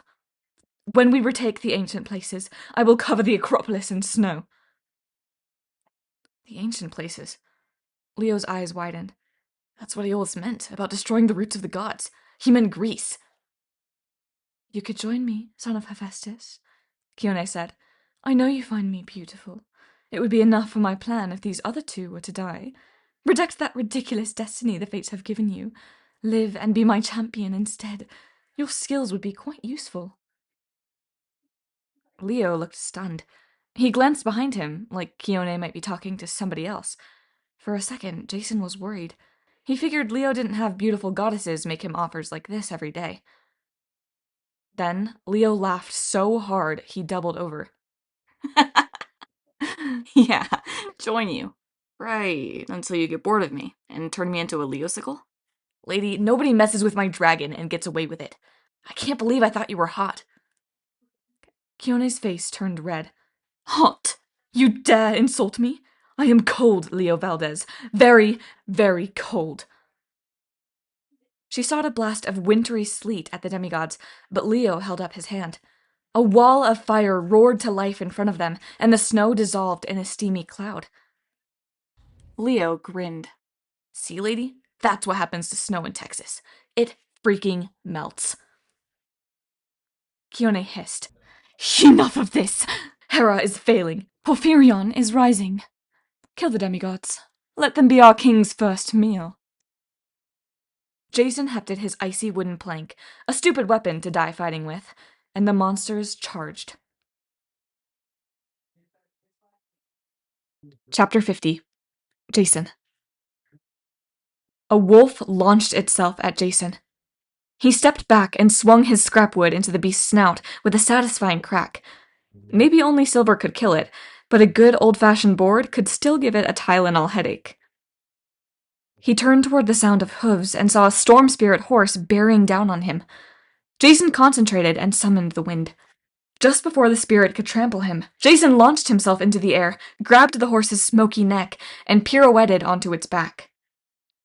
The storm spirit reared. It tried to shake Jason, then tried to dissolve into mist to lose him, but somehow Jason stayed on. He willed the horse to remain in solid form, and the horse seemed unable to refuse. Jason could feel it fighting against him. He could sense its raging thoughts, complete chaos, straining to break free. It took all Jason's willpower to impose his own wishes and bring the horse under control.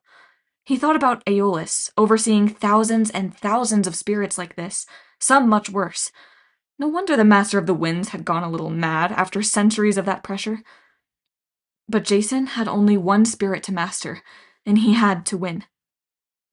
"You're mine now," Jason said. The horse bucked, but Jason held fast. Its mane flickered as it circled around the empty pool, its hooves causing miniature thunderstorms, tempests, whenever they touched. "Tempest?" Jason said. "Is that your name?" The horse spirit shook its mane, evidently pleased to be recognized. "Fine," Jason said. "Now let's fight." He charged into battle, swinging his icy piece of wood, knocking aside wolves and plunging straight through other Venti. Tempest was a strong spirit, and every time he plowed through one of his brethren, he discharged so much electricity, the other spirit vaporized into a harmless cloud of mist. Through the chaos, Jason caught glimpses of his friends. Piper was surrounded by Earthborn, but she seemed to be holding her own. She was so impressive-looking as she fought, almost glowing with beauty, that the Earthborn stared at her in awe, forgetting that they were supposed to kill her. They lowered their clubs and watched dumbfounded as she smiled and charged them. They'd smile back, until she sliced them apart with her dagger, and they melted into mounds of mud. Leo had taken on Kione herself. While fighting a goddess should have been suicide, Leo was the right man for the job. She kept summoning ice daggers to throw at him, blasts of winter air, tornadoes of snow. Leo burned through all of it. His whole body flickered with red tongues of flame like he'd been doused with gasoline. He advanced on the goddess, using 2 silver-tipped ball-peen hammers to smash any monsters that got in his way. Jason realized that Leo was the only reason they were still alive. His fiery aura was heating up the whole courtyard, countering Kione's winter magic. Without him, they would have been frozen like the hunters long ago. Wherever Leo went, ice melted off the stones. Even Thalia started to defrost a little when Leo stepped near her. Kione slowly backed away. Her expression went from enraged to shocked to slightly panicked as Leo got closer. Jason was running out of enemies. Wolves lay in dazed heaps. Some slunk away into the ruins, yelping from their wounds. Piper stabbed the last Earthborn, who toppled to the ground in a pile of sludge. Jason rode Tempest through the last Ventus, breaking it into vapor. Then he wheeled around and saw Leo bearing down on the goddess of snow. "You're too late," Kione snarled. "He's awake, and don't think you've won anything here, demigods. Hera's plan will never work. You'll be at each other's throats before you can ever stop us." Leo set his hammers ablaze and threw them at the goddess, but she turned into snow, a white powdery image of herself.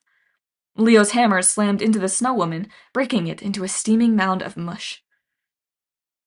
Piper was breathing hard, but she smiled up at Jason. "Nice horse." Tempest reared on his hind legs, arcing electricity across his hooves. A complete show-off. Then Jason heard a crackling sound behind him. The melting ice on Hera's cage sloughed off in a curtain of slush, and the goddess called, "Oh, don't mind me, just the queen of the heavens dying over here." Jason dismounted and told Tempest to stay put. The 3 demigods jumped into the pool and ran to the spire. Leo frowned. Diaglita, are you getting shorter?" "No, you dolt! The earth is claiming me. Hurry!" As much as Jason disliked Hera, what he saw inside the cage alarmed him. Not only was Hera sinking, the ground was rising around her, like water in a tank. Liquid rock had already covered her shins. "The giant wakes," Hera warned. "You only have seconds." "On it," Leo said. "Piper, I need your help. Talk to the cage." "What?" she said. "Talk to it. Use everything you've got. Convince Gaia to sleep. Lull her into a daze. Just slow her down. Try to get the tendrils to loosen while I—" "Right." Piper cleared her throat and said, "Hey, Gaia. Nice night, huh? Boy, I'm tired. How about you? Ready for some sleep?" The more she talked, the more confident she sounded. Jason felt his own eyes getting heavy, and he had to force himself not to focus on her words. It seemed to have some effect on the cage. The mud was rising more slowly. The tendrils seemed to soften just a little, becoming more like tree root than rock. Leo pulled a circular saw out of his tool belt. How it fit in there, Jason had no idea. Then Leo looked at the cord and grunted in frustration. "I don't have anywhere to plug it in." The spirit horse Tempest jumped into the pit and whinnied. "Really?" Jason asked. Tempest dipped his head and trotted over to Leo. Leo looked dubious, but he held up the plug, and a breeze whisked it into the horse's flank. Lightning sparked, connecting with the prongs of the plug, and the circular saw whirred to life. "Sweet!" Leo grinned. "Your horse comes with AC outlets." Their good mood didn't last long. On the other side of the pool, the giant spire crumbled with a sound like a tree snapping in half. Its outer sheath of tendrils exploded from the top down, raining stone and wood shards as the giant shook himself free and climbed out of the earth. Jason hadn't thought anything could be scarier than Enceladus. He was wrong. Porphyrion was even taller and even more ripped. He didn't radiate heat or show any signs of breathing fire, but there was something more terrible about him, a kind of strength, even magnetism, as if the giant were so huge and dense he had his own gravitational field. Like Enceladus, the giant king was humanoid from the waist up, clad in bronze armor, and from the waist down he had scaly dragon's legs, but his skin was the color of lima beans. His hair was green as summer leaves, braided in long locks and decorated with weapons, daggers, axes, and full-sized swords, some of them bent and bloody, maybe trophies taken from demigods eons before. When the giant opened his eyes, they were blank white, like polished marble. He took a deep breath. Alive! He bellowed. Praise to Gaia! Jason made a heroic little whimpering sound he hoped his friends couldn't hear. He was very sure no demigod could solo this guy. Porphyrion could lift mountains. He could crush Jason with one finger. Leo, Jason said. Huh? Leo's mouth was wide open. Even Piper seemed dazed. You guys keep working, Jason said. Get Hera free. What are you going to do? Piper asked. You can't seriously entertain a giant, Jason said. I've got no choice. Excellent! The giant roared as Jason approached. An appetizer. Who are you? Hermes? Ares? Jason thought about going with that idea, but something told him not to. I'm Jason Grace, he said. Son of Jupiter. Those white eyes bored into him. Behind him, Leo's circular saw a word, and Piper talked to the cage in soothing tones, trying to keep the fear out of her voice. Porphyrion threw back his head and laughed. Outstanding! He looked up at the cloudy night sky. So, Zeus, you sacrifice a son to me. The gesture is appreciated, but it will not save you. The sky didn't even rumble. No help from above. Jason was on his own. He dropped his makeshift club.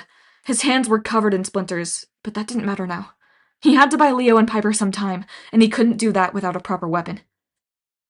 It was time to act a whole lot more confident than he felt.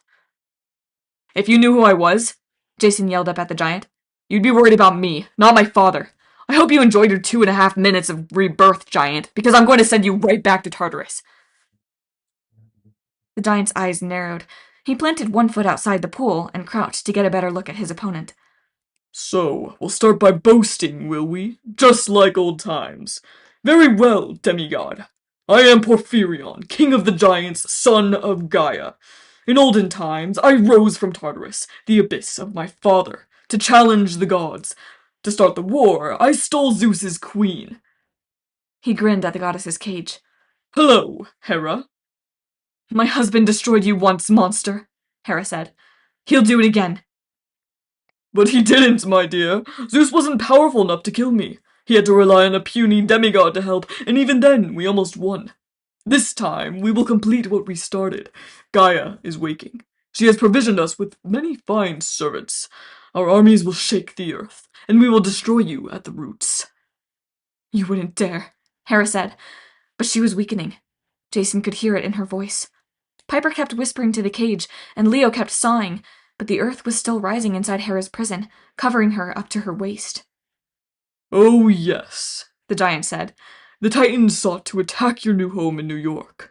Bold, but ineffective. Gaia is wiser and more patient, and we, her greatest children, are much, much stronger than Kronos. We know how to kill you Olympians once and for all. You must be dug up completely, like rotten trees, your eldest roots torn out and burned. The giant frowned at Piper and Leo, as if he'd just noticed them working at the cage. Jason stepped forward and yelled to get back Porphyrion's attention. You said a demigod killed you, he shouted. How, if we're so puny? You think I would explain it to you? I was created to be Zeus's replacement, born to destroy the Lord of the Sky. I shall take his throne. I shall take his wife. Or, if she will not have me, I will let the earth consume her life force. What you see before you, child, is only my weakened form. I will grow stronger by the hour, until I am invincible. But I am already quite capable of smashing you to a grease spot. He rose to his full height and held out his hand. A 20-foot spear shot from the earth. He grasped it, then stomped the ground with his dragon's feet. The ruins shook. All around the courtyard, monsters started to regather, storm spirits, wolves, and earthborn, all answering the giant king's call. Great, Leo muttered. We needed more enemies. Hurry, Hera said. I know, Leo snapped. Go to sleep, Cage, Piper said. Nice, sleepy Cage. Yes, I'm talking to a bunch of earth and tendrils. This isn't weird at all. Porphyrion raked his spear across the top of the ruins, destroying a chimney and spraying wood and stone across the courtyard. So, child of Zeus, I have finished my boasting. Now it's your turn. What were you saying about destroying me? Jason looked at the ring of monsters, waiting impatiently for their master's order to tear them to shreds. Leo's circular saw kept whirring, and Piper kept talking, but it seemed hopeless. Hera's cage was almost completely filled with earth. I'm the son of Jupiter, he shouted, and just for effect, he summoned the winds, rising a few feet off the ground.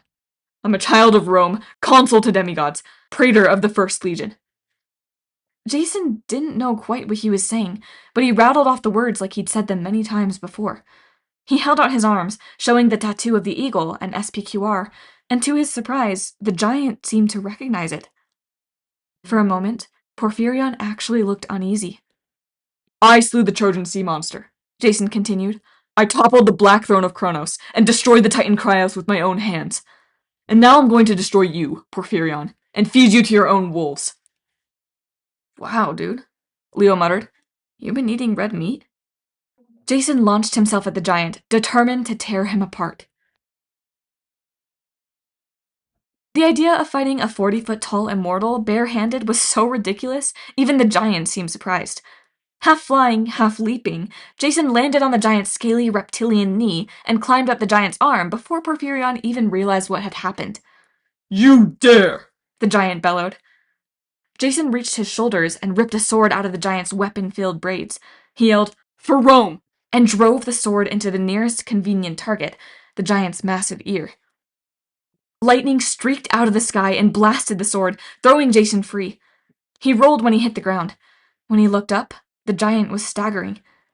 His hair was on fire, and the side of his face was blackened from lightning. The sword had splintered in his ear. Golden ichor ran down his jaw. The other weapons were sparking and smoldering in his braids. Porphyrion almost fell. The circle of monsters let out a collective growl and moved forward, wolves and ogres fixing their eyes on Jason. No! Porphyrion yelled. He regained his balance and glared at the demigod. I will kill him myself. The giant raised his spear, and it began to glow. You want to play with lightning, boy? You forget. I am the bane of Zeus. I was created to destroy your father, which means I know exactly what will kill you. Something in Porphyrion's voice told Jason he wasn't bluffing. Jason and his friends had had a good run. The three of them had done amazing things. Yeah, even heroic things. But as the giant raised his spear, Jason knew there was no way he could deflect this strike. This was the end.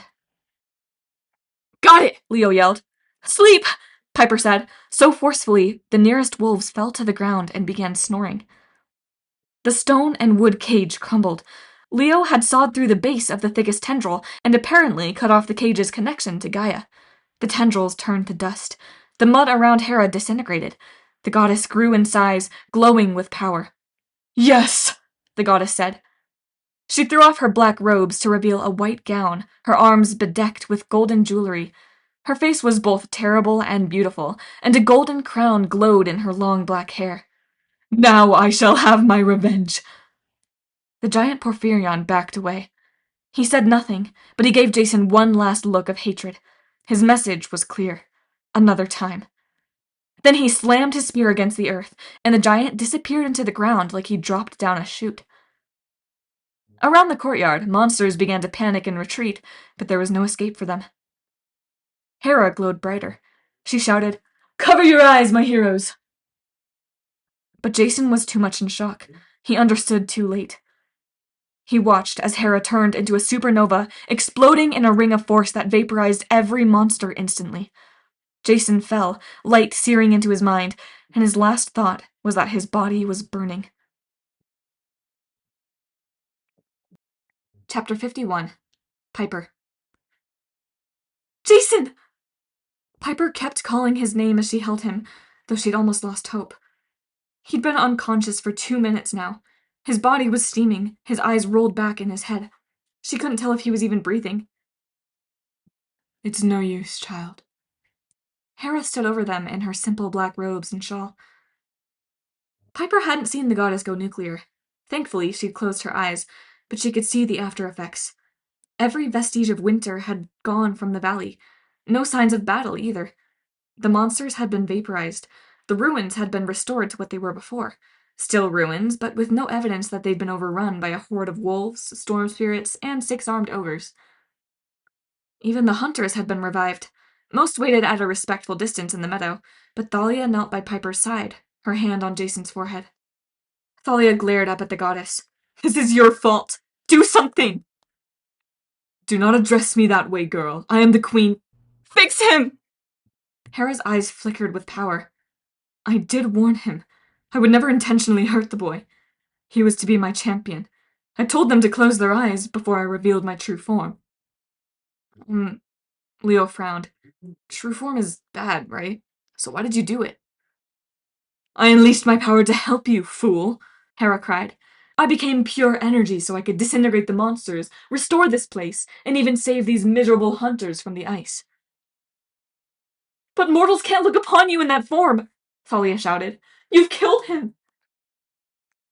Leo shook his head in dismay. That's what our prophecy meant. Death unleashed through Hera's rage. Come on, lady, you're a goddess. Do some voodoo magic on him. Bring him back. Piper half heard their conversation, but mostly she was focused on Jason's face. He's breathing, she announced. Impossible, Hera said. I wish it were true, child, but no mortal has ever... Jason, Piper called, putting every bit of her willpower into his name. She could not lose him. Listen to me. You can do this. Come back. You're going to be fine. Nothing happened. Had she imagined his breath stirring? Healing is not a power of Aphrodite, Hera said regretfully. Even I cannot fix this girl, his mortal spirit. Jason, Piper said again, and she imagined her voice resonating through the earth, all the way down to the underworld. Wake up! He gasped, and his eyes flew open. For a moment they were full of light, glowing pure gold. Then the light faded, and his eyes were normal again. What happened? Impossible, Hera said. Piper wrapped him in a hug until he groaned. Crushing me. Sorry, she said, so relieved she laughed while wiping a tear from her eye. Thalia gripped her brother's hand. How do you feel? Hot, he muttered. Mouth is dry, and I saw something really terrible. That was Hera, Thalia grumbled. Her Majesty, the loose cannon. That's it, Thalia Grace, said the goddess. I will turn you into an aardvark, so help me. Stop it, you two, Piper said. Amazingly, they both shut up. Piper helped Jason to his feet and gave him the last nectar from their supplies. Now, Piper faced Thalia and Hera. Hera, your Majesty, we couldn't have rescued you without the hunters. And Thalia, you never would have seen Jason again. I wouldn't have met him if it weren't for Hera. You two make nice, because we've got bigger problems.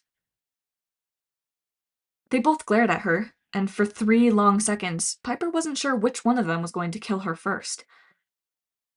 Finally, Thalia grunted. You've got spirit, Piper. She pulled a silver card from her parka and tucked it into the pocket of Piper's snowboarding jacket.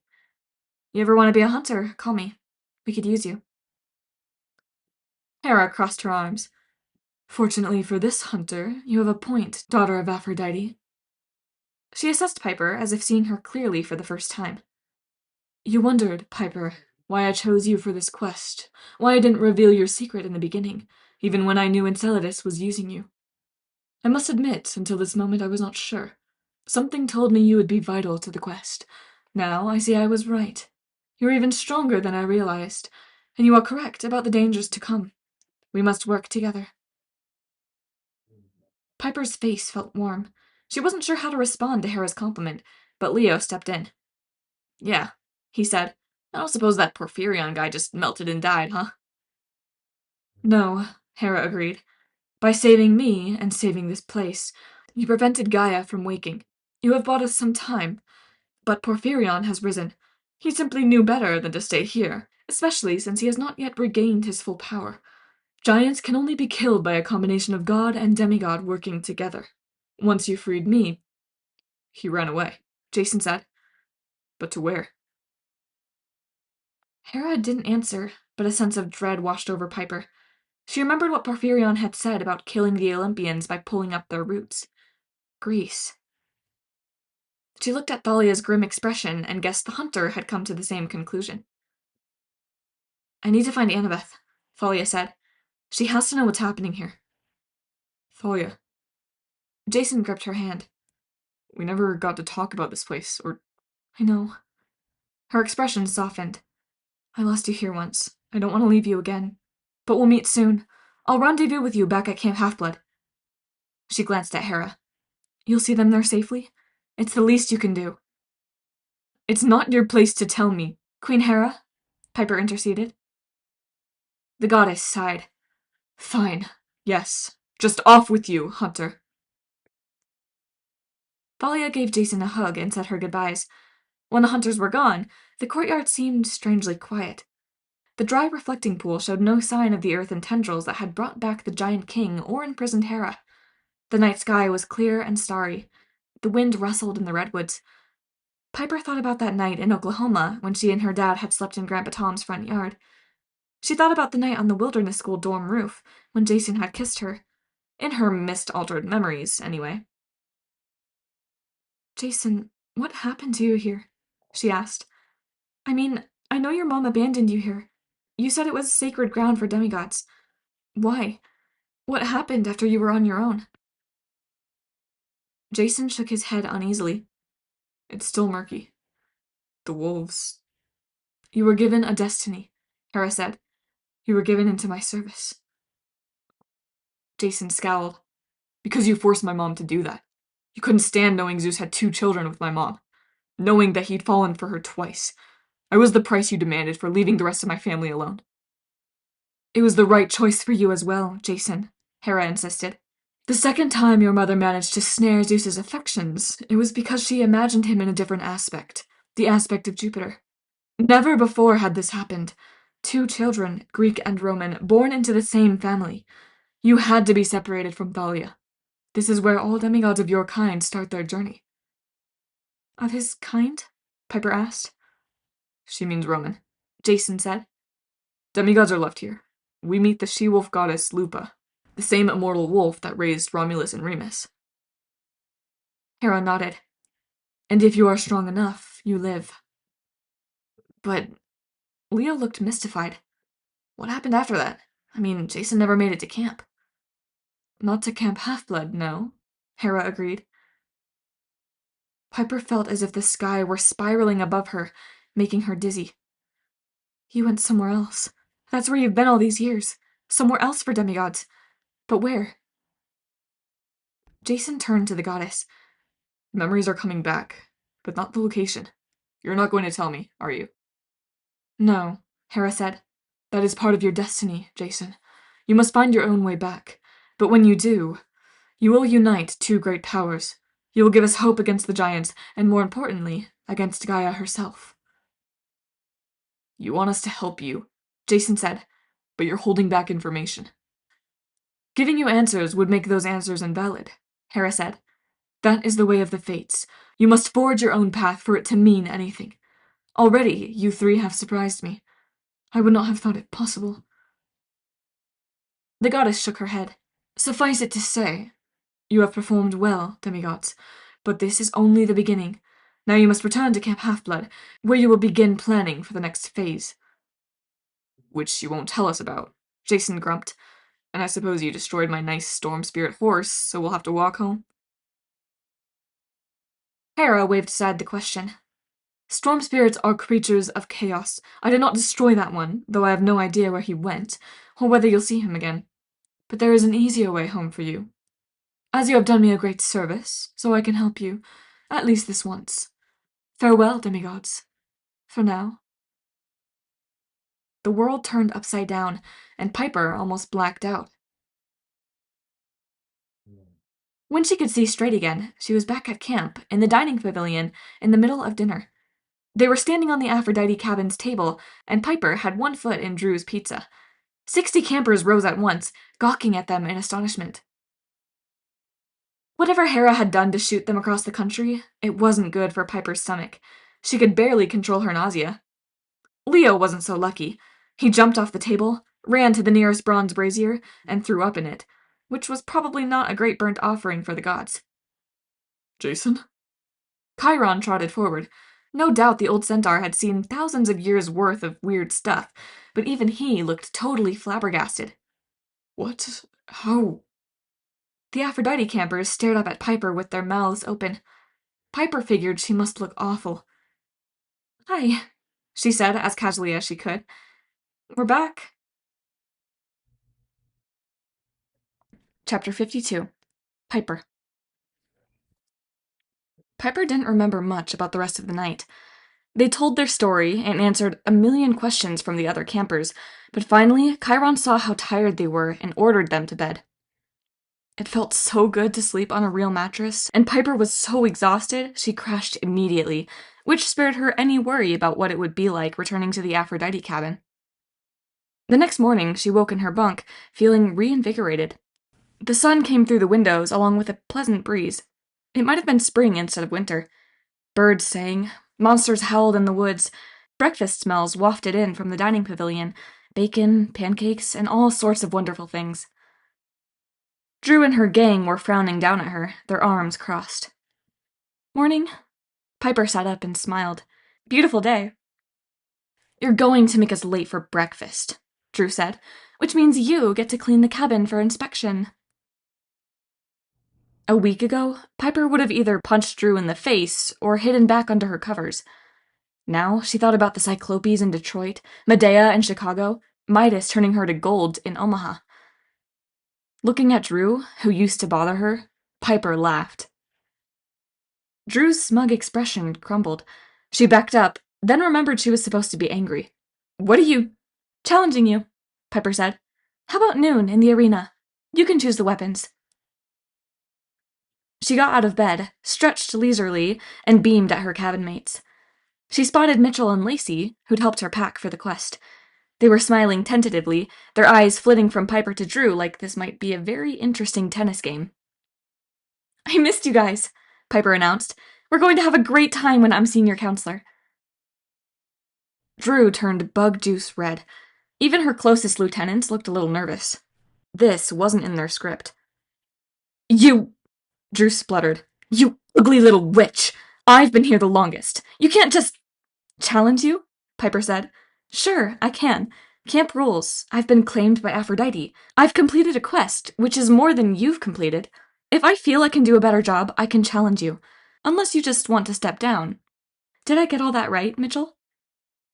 "Just right, Piper." Mitchell was grinning. Lacey was bouncing up and down like she was trying to achieve liftoff. A few of the other kids started to grin, as if they were enjoying the different colors Drew's face was turning. "Step down?" Drew shrieked. "You're crazy!" Piper shrugged. Then, fast as a viper, she pulled Catoptris from under her pillow, unsheathed the dagger, and thrust the point under Drew's chin. Everybody else backed up fast. One guy crashed into a makeup table and sent up a plume of pink powder. "A duel, then," Piper said cheerfully. "If you don't want to wait until noon, now is fine." "You've turned this cabin into a dictatorship, Drew. Selena Beauregard knew better than that. Aphrodite is about love and beauty.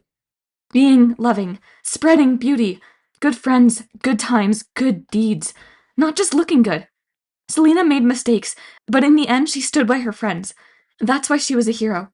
I'm going to set things right, and I've got a feeling Mom will be on my side. Want to find out?" Drew went cross-eyed looking down the blade of Piper's dagger. A second passed. Then two. Piper didn't care. She was absolutely happy and confident. It must have shown in her smile. "I stepped down," Drew grumbled. "But if you think I'm ever going to forget this, McLean—" "Oh, I hope you won't," Piper said. "Now run along to the dining pavilion and explain to Chiron while we're late. There's been a change of leadership."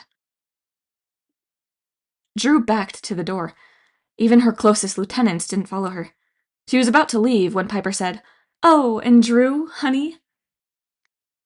The former counselor looked back reluctantly. "In case you think I'm not a true daughter of Aphrodite, Piper said. "Don't even look at Jason Grace. He may not know it yet, but he's mine. If you even try to make a move, I will load you into a catapult and shoot you across Long Island Sound." Drew turned around so fast, she ran into the doorframe. Then she was gone. The cabin was silent. The other campers stared at Piper. This was the part she was unsure of. She didn't want to rule by fear. She wasn't like Drew, but she didn't know if they'd accept her. Then, spontaneously, the Aphrodite campers cheered so loudly they must have been heard all across camp. They herded Piper out of the cabin, raised her on their shoulders, and carried her all the way to the dining pavilion, still in her pajamas, her hair still a mess, but she didn't care. She'd never felt better. By afternoon, Piper had changed into comfortable camp clothes and led the Aphrodite cabin through their morning activities. She was ready for free time. Some of the buzz of her victory had faded because she had an appointment at the big house. Chiron met her on the front porch in human form, compacted into his wheelchair. "Come inside, my dear. The video conference is ready." The only computer at camp was in Chiron's office, and the whole room was shielded in bronze plating. "Demigods and technology don't mix," Chiron explained. "Phone calls, texting, even browsing the internet. All these things can attract monsters. Why, just this fall at a school in Cincinnati, we had to rescue a young hero who Googled the Gorgons and got a little more than he bargained for. But never mind that. Here at camp, you're protected. Still, we try to be cautious. You'll only be able to talk for a few minutes." "Got it," Piper said. "Thank you, Chiron." He smiled and wheeled himself out of the office. Piper hesitated before clicking the call button. Chiron's office had a cluttered, cozy feel. One wall was covered with t-shirts from different conventions. Party Ponies 09 Vegas, Party Ponies 10 Honolulu, etc. Piper didn't know who the Party Ponies were, but judging from the stains, scorch marks, and weapon holes in the t-shirts, they must have had some pretty wild meetings. On the shelf over Chiron's desk sat an old-fashioned boombox with cassette tapes labeled Dean Martin and Frank Sinatra and Greatest Hits of the 40s. Chiron was so old, Piper wondered if that meant 1940s, 1840s, or maybe just AD 40. But most of the office's wall space was plastered with photos of demigods, like a Hall of Fame. One of the newer shots showed a teenage guy with dark hair and green eyes. Since he stood arm in arm with Annabeth, Piper assumed the guy must be Percy Jackson. In some of the older photos, she recognized famous people, businessmen, athletes, even some actors that her dad knew. "Unbelievable," she muttered. Piper wondered if her photo would go on that wall someday. For the time being, she felt like she was part of something bigger than herself. Demigods had been around for centuries. Whatever she did for all of them. She took a deep breath and made the call. The video screen popped up. Gleason Hedge grinned at her from her dad's office. "Seen the news?" "Kind of hard to miss," Piper said. "I hope you know what you're doing." Chiron had shown her a newspaper at lunch. Her dad's mysterious return from nowhere had made the front page. His personal assistant Jane had been fired for covering up his disappearance and failing to notify the police. A new staff had been hired and personally vetted by Tristan McLean's life coach, Gleason Hedge. According to the paper, Mr. McLean claimed to have no memory of the last week, and the media was totally eating up the story. Some thought it was a clever marketing ploy for a movie. Maybe McLean was going to play an amnesiac? Some thought he'd been kidnapped by terrorists, or rabid fans, or had heroically escaped from ransom seekers using his incredible King of Sparta fighting skills. Whatever the truth, Tristan McLean was more famous than ever.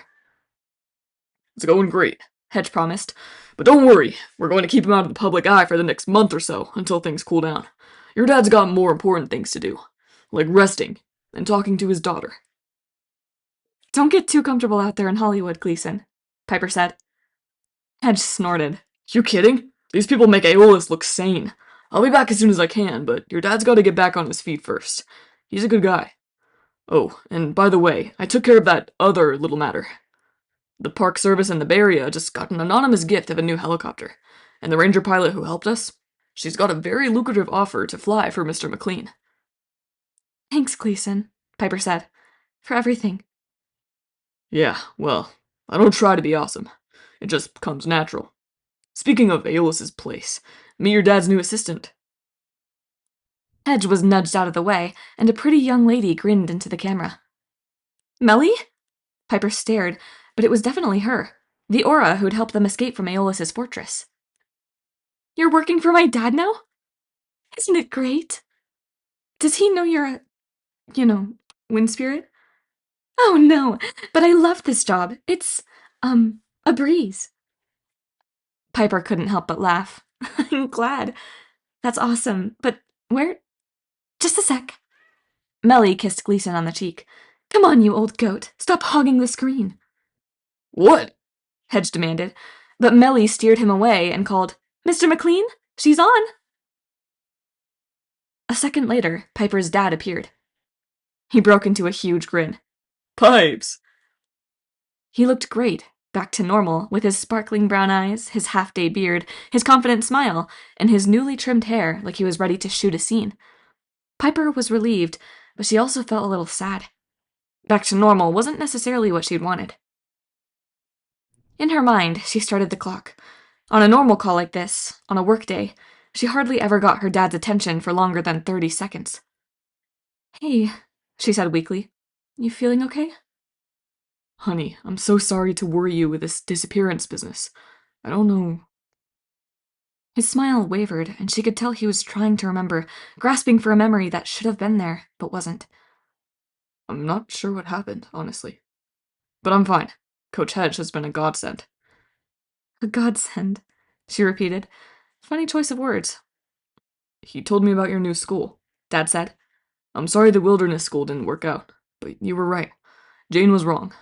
I was a fool to listen to her. 10 seconds left, maybe. But at least her dad sounded sincere, like he really did feel remorseful. You don't remember anything? She said, a bit wistfully. Of course I do, he said. A chill went down her neck.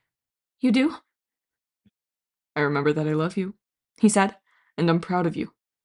Are you happy at your new school? Piper blinked. She wasn't going to cry now. After all she'd been through, that would be ridiculous. Yeah, Dad. It's more like a camp, not a school, but yeah, I think I'll be happy here. Call me as often as you can, he said, and come home for Christmas. And Pipes? Yes? He touched the screen as if trying to reach through with his hand. You're a wonderful young lady. I don't tell you that often enough. You remind me so much of your mother. She'd be proud. And Grandpa Tom, he chuckled. He always said you'd be the most powerful voice in our family. You're going to outshine me someday, you know? They're going to remember me as Piper McLean's father, and that's the best legacy I can imagine. Piper tried to answer, but she was afraid she'd break down. She just touched his fingers on the screen and nodded. Melly said something in the background, and her dad sighed. Studio calling. I'm sorry, honey. And he did sound genuinely annoyed to go. It's okay, Dad, she managed. Love you. He winked. Then the video call went black. 45 seconds?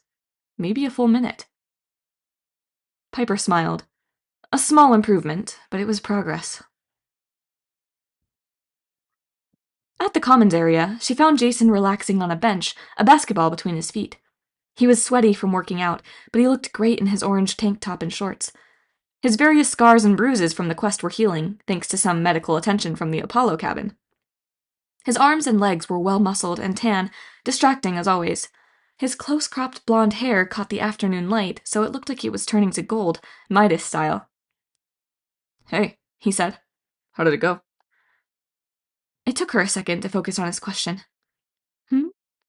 Oh, yeah, fine. She sat next to him, and they watched the campers going back and forth.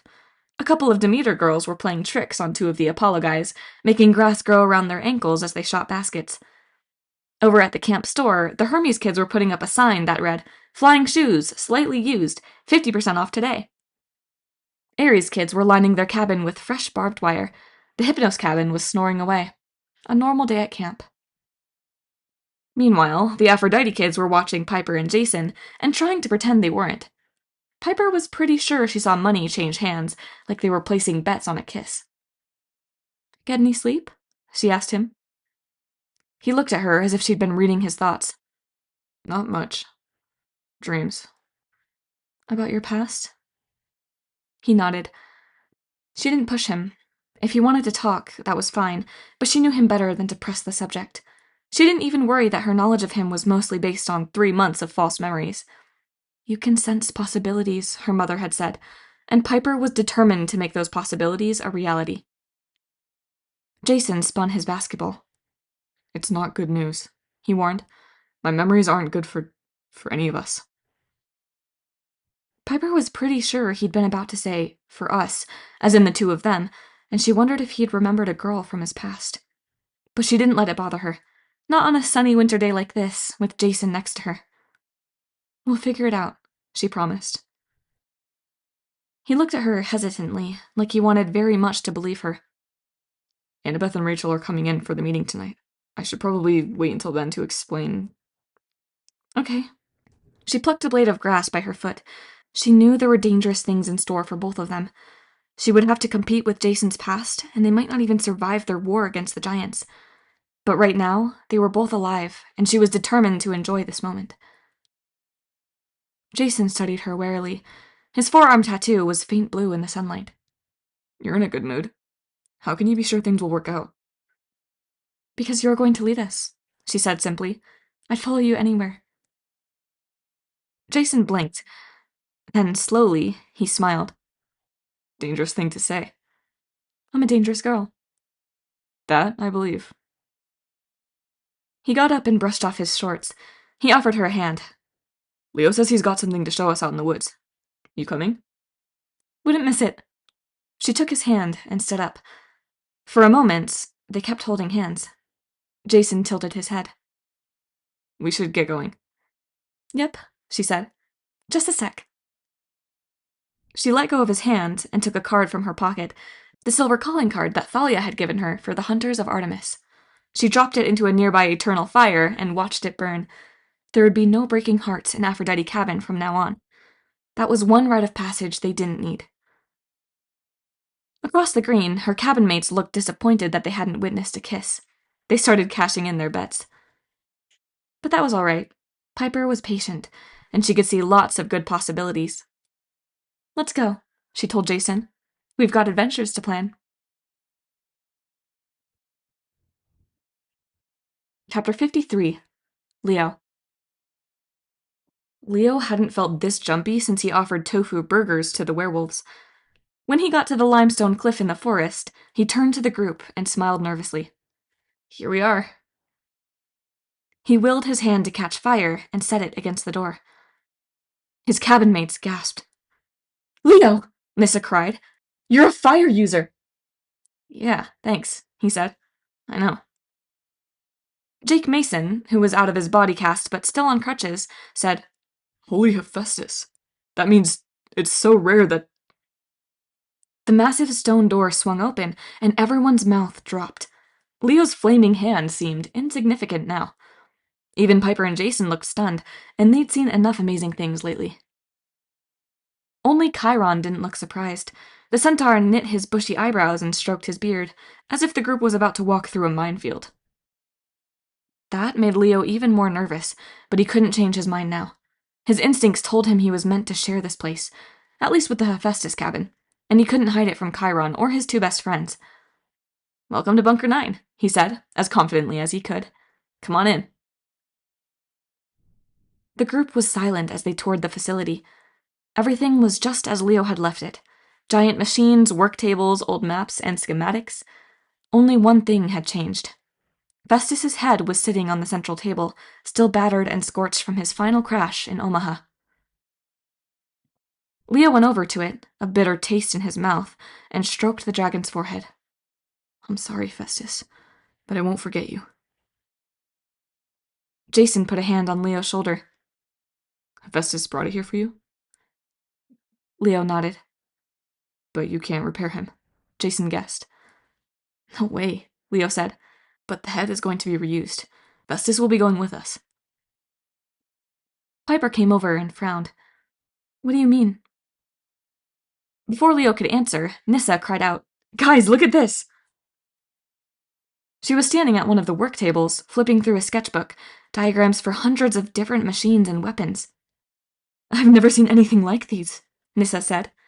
"There are more amazing ideas here than in Daedalus's workshop. It would take a century just to prototype them all." "Who built this place?" Jake Mason said. "And why?" Chiron stayed silent, but Leo focused on the wall map he'd seen during his first visit. It showed Camp Half-Blood with a line of triremes in the sound, catapults mounted in the hills around the valley, and spots marked for traps, trenches, and ambush sites. "It's a wartime command center," he said. "The camp was attacked once, wasn't it?" "In the Titan War?" Piper asked. Nissa shook her head. "No. Besides, that map looks really old. The date... Does that say 1864? They all turned to Chiron. The centaur's tail swished fretfully. "This camp has been attacked many times," he admitted. "That map is from the last Civil War." Apparently, Leo wasn't the only one confused. The other Hephaestus campers looked at each other and frowned. "Civil War," Piper said. "You mean the American Civil War, like 150 years ago?" "Yes and no," Chiron said. "The two conflicts, mortal and demigod, mirrored each other, as they usually do in Western history. Look at any civil war or revolution from the fall of Rome onward, and it marks a time when demigods also fought one another. But that civil war was particularly horrible. For American mortals, it is still their bloodiest conflict of all time, worse than their casualties in the 2 world wars. For demigods, it was equally devastating. Even back then, this valley was Camp Half-Blood. There was a horrible battle in these woods lasting for days, with terrible losses on both sides." "Both sides," Leo said. "You mean the camp split apart?" "No," Jason spoke up. "He means 2 different groups. Camp Half-Blood was one side of the war." Leo wasn't sure he wanted an answer, but he asked, "Who was the other?"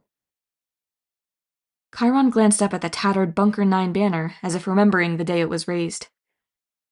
"The answer is dangerous," he warned. "It is something I swore upon the River Styx never to speak of. After the American Civil War, the gods were so horrified by the toll it took on their children that they swore it would never happen again. The 2 groups were separated. The gods bent all their will, wove the mist as tightly as they could, to make sure the enemies never remembered each other, never met on their quests, so that bloodshed could be avoided. This map is from the final dark days of 1864, the last time the 2 groups fought. We've had several close calls since then. The 1960s were particularly dicey, but we've managed to avoid another civil war, at least so far. Just as Leo guessed, this bunker was a command center for the Hephaestus cabin. In the last century, it has been reopened a few times, usually as a hiding place in times of great unrest. But coming here is dangerous. It stirs old memories, awakens the old feuds. Even when the Titans threatened last year, I did not think it worth the risk to use this place." Suddenly, Leo's sense of triumph turned to guilt. "Hey, look, this place found me. It was meant to happen. It's a good thing." "I hope you're right," Chiron said. "I am." Leo pulled the old drawing out of his pocket and spread it on the table for everyone to see. "There," he said proudly. "Aeolus returned that to me. I drew it when I was 5. That's my destiny." Nissa frowned. "Leo, it's a crayon drawing of a boat. Look." He pointed at the largest schematic on the bulletin board, the blueprint showing a Greek trireme. Slowly, his cabin mate's eyes widened as they compared the 2 designs. The number of masts and oars, even the decorations on the shields and sails, were exactly the same as on Leo's drawing. "That's impossible," Nissa said. "That blueprint has to be a century old at least." "Prophecy, unclear, flight." Jake Mason read from the notes on the blueprint. "It's a diagram for a flying ship. Look, that's the landing gear. And weaponry. Holy Hephaestus! Rotating ballista, mounted crossbows, celestial bronze plating. That thing would be one spanking hot war machine. Was it ever made?" "Not yet," Leo said. "Look at the masthead." There was no doubt. The figure at the front of the ship was the head of a dragon.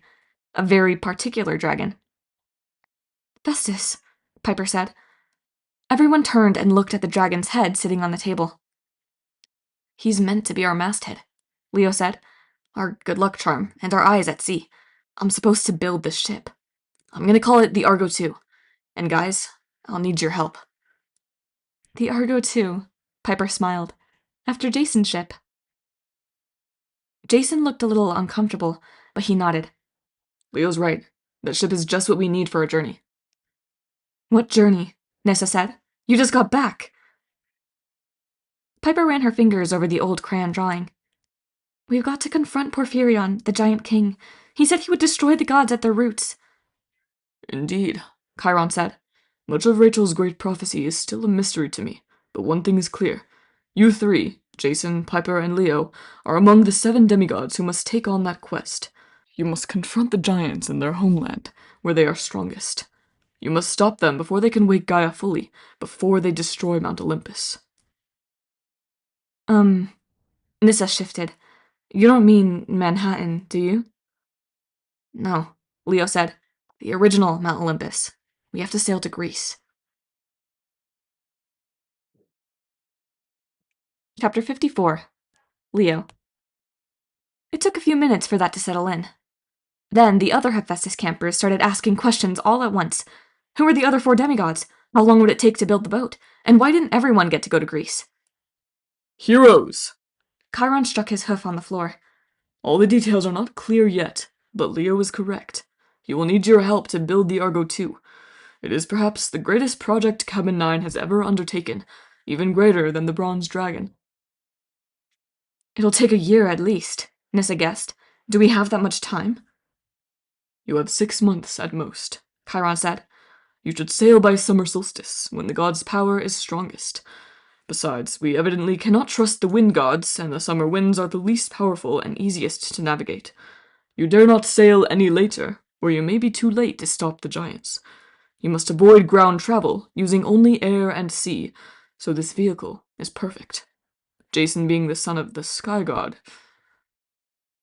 His voice trailed off, but Leo figured Chiron was thinking about his missing student, Percy Jackson, the son of Poseidon.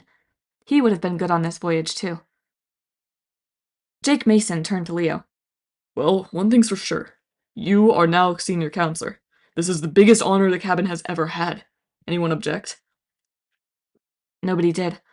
All his cabin mates smiled at him, and Leo could almost feel their cabin's curse breaking, their sense of hopelessness melting away. It's official then, Jake said. You're the man. For once, Leo was speechless. Ever since his mom died, he'd spent his life on the run. Now he'd found a home and a family. He'd found a job to do. And as scary as it was, Leo wasn't tempted to run. Not even a little. Well, he said at last, if you guys elect me leader, you must be crazier than I am. So let's build a spankin' hot war machine.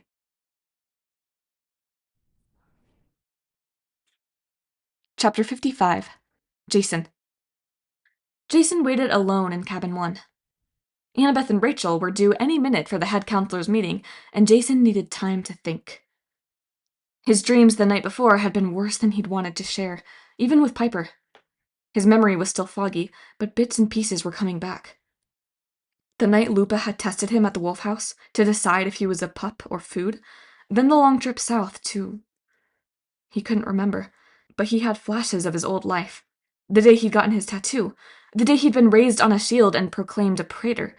His friends' faces, Dakota, Gwendolyn, Hazel, Bobby, and Reyna. Definitely there'd been a girl named Reyna. He wasn't sure what she'd meant to him, but the memory made him question what he felt about Piper, and wonder if he was doing something wrong. The problem was, he liked Piper a lot. Jason moved his stuff to the corner alcove where his sister had once slept. He put Thalia's photograph back on the wall so he didn't feel alone. He stared up at the frowning statue of Zeus, mighty and proud, but the statue didn't scare him anymore. It just made him feel sad. I know you can hear me, Jason said to the statue. The statue said nothing. Its painted eyes seemed to stare at him. I wish I could talk with you in person, Jason continued, but I understand you can't do that. The Roman gods don't like to interact with mortals so much, and, well, you're the king. You've got to set an example. More silence. Jason had hoped for something. A bigger than usual rumble of thunder, a bright light, a smile. No, never mind. A smile would have been creepy. I remember some things, he said. The more he talked, the less self-conscious he felt. I remember that it's hard being a son of Jupiter. Everyone is always looking at me to be a leader, but I always feel alone. I guess you feel the same way up on Olympus. The other gods challenge your decisions. Sometimes you've got to make hard choices, and the others criticize you. And you can't come to my aid like other gods might. You've got to keep me at a distance, so it doesn't look like you're playing favorites. I guess I just wanted to say... Jason took a deep breath. I understand all that. It's okay. I'm going to try to do my best. I'll try to make you proud. But I could really use some guidance, Dad. If there's anything you can do, help me so I can help my friends. I'm afraid I'll get them killed. I don't know how to protect them. The back of his neck tingled. He realized someone was standing behind him. He turned and found a woman in a black hooded robe with a goatskin cloak over her shoulders and a sheathed Roman sword, a gladius, in her hands. Hera, he said. She pushed back her hood. To you, I have always been Juno, and your father has already sent you guidance, Jason. He sent you Piper and Leo. They're not just your responsibility. They're also your friends. Listen to them, and you will do well. Did Jupiter send you here to tell me that? No one sends me anywhere, hero, she said. I am not a messenger. But you got me into this. Why did you send me to this camp? I think you know, Juno said. An exchange of leaders was necessary. It was the only way to bridge the gap. I didn't agree to it. No. But Zeus gave your life to me, and I am helping you fulfill your destiny. Jason tried to control his anger. He looked down at his orange camp shirt and the tattoos on his arm, and he knew these things should not go together. He had become a contradiction, a mixture as dangerous as anything Medea could cook up. You're not giving me all my memories, he said, even though you promised. Most will return in time, Juno said, but you must find your own way back. You need these next months with your new friends, your new home. You're gaining their trust. By the time you sail in your ship, you will be a leader at this camp, and you will be ready to be a peacemaker between two great powers. What if you're not telling the truth? He asked. What if you're doing this to cause another civil war? Juno's expression was impossible to read. Amusement, disdain, affection? Possibly all three. As much as she appeared human, Jason knew she was not. He could still see that blinding light, the true form of the goddess that had seared itself into his brain. She was Juno and Hera. She existed in many places at once. Her reasons for doing something were never simple. I am the goddess of my family, she said. My family has been divided for too long. They divided us so we don't kill each other, Jason said. That seems like a pretty good reason. The prophecy demands that we change. The giants will rise. Each can only be killed by a god and a demigod working together. Those demigods must be the 7 greatest of the age. As it stands, they are divided between 2 places. If we remain divided, we cannot win. Gaia is counting on this. You must unite the heroes of Olympus and sail together to meet the giants on the ancient battlegrounds of Greece. Only then will the gods be convinced to join you. It will be the most dangerous quest, the most important voyage ever attempted by the children of the gods. Jason looked up again at the glowering statue of his father. It's not fair, Jason said. I could ruin everything. You could, Juno agreed. But gods need heroes. We always have. Even you? I thought you hated heroes. The goddess gave him a dry smile. I have that reputation. But if you want the truth, Jason, I often envy other gods and their mortal children. You demigods can span both worlds. I think this helps your godly parents, even Jupiter, curse him, to understand the mortal world better than I. Juno sighed so unhappily that despite his anger, Jason almost felt sorry for her. I am the goddess of marriage, she said. It is not in my nature to be faithless. I have only 2 godly children, Ares and Hephaestus, both of whom are disappointments. I have no mortal heroes to do my bidding, which is why I am so often bitter toward demigods. Heracles, Aeneas, all of them. But it is also why I favored the first Jason, a pure mortal who had no godly parent to guide him, and why I am glad Zeus gave you to me. You will be my champion, Jason. You will be the greatest of the heroes, and bring unity to the demigods, and thus to Olympus." Her words settled over him, as heavy as sandbags. 2 days ago, he'd been terrified by the idea of leading demigods into a great prophecy, sailing off to battle the giants and save the world. He was still terrified, but something had changed. He no longer felt alone. He had friends now, and a home to fight for. He even had a patron goddess looking out for him, which had to count for something, even if she seemed a little untrustworthy. Jason had to stand up and accept his destiny, just as he had done when he faced Porphyrion with his bare hands. Sure, it seemed impossible. He might die. But his friends were counting on him. "And if I fail?" he asked. "Great victory requires great risk," she admitted. "Fail, and there will be bloodshed like we have never seen. Demigods will destroy one another. The giants will overrun Olympus. Gaia will wake, and the earth will shake off everything we have built over 5 millennia. It will be the end of us all." "Great. Just great." Someone pounded on the cabin doors. Juno pulled her hood back over her face. Then she handed Jason the sheathed gladius. "Take this for the weapon you lost. We will speak again. Like it or not, Jason, I am your sponsor and your link to Olympus. We need each other." The goddess vanished as the doors creaked open, and Piper walked in. "Annabeth and Rachel are here," she said. "Chiron has summoned the council." Chapter 56. Jason. The council was nothing like Jason imagined. For one thing, it was in the big house rec room, around a ping-pong table, and one of the satyrs was serving nachos and sodas. Somebody had brought Seymour the leopard head in from the living room and hung him on the wall. Every once in a while, a counselor would toss him a sausage. Jason looked around the room and tried to remember everyone's name.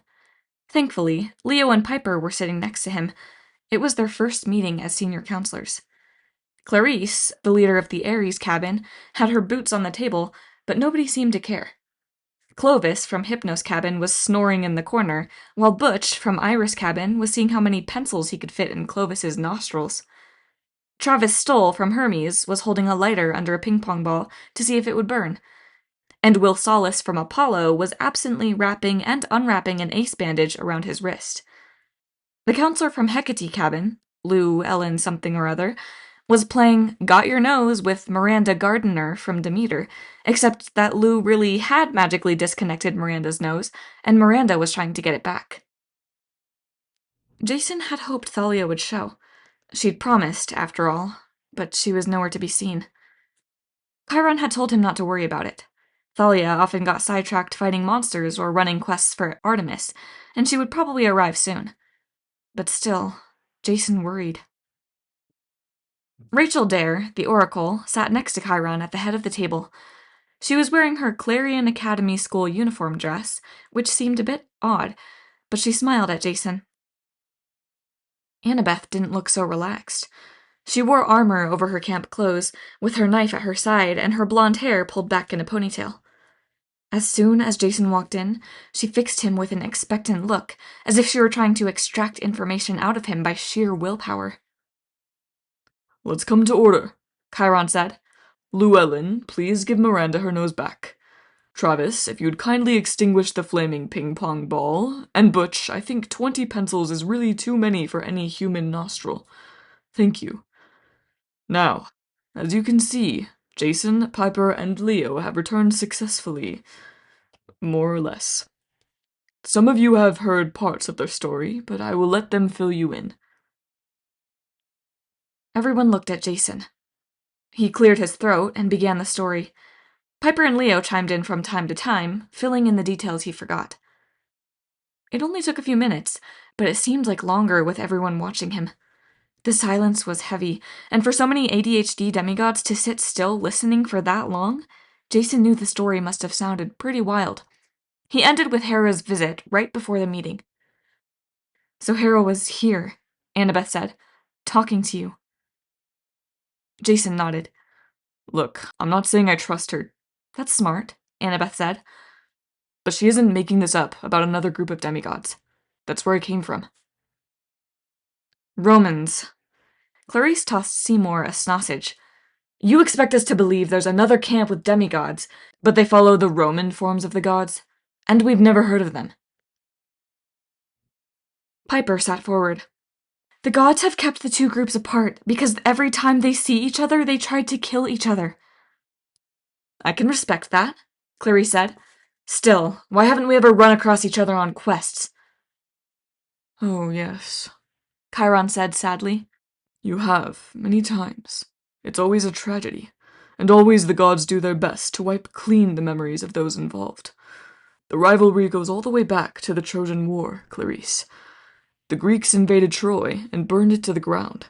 The Trojan hero Aeneas escaped, and eventually made his way to Italy, where he founded the race that would someday become Rome. The Romans grew more and more powerful, worshipping the same gods but under different names and with slightly different personalities. More warlike, Jason said. More united. More about expansion, conquest, and discipline. Yuck, Travis put in.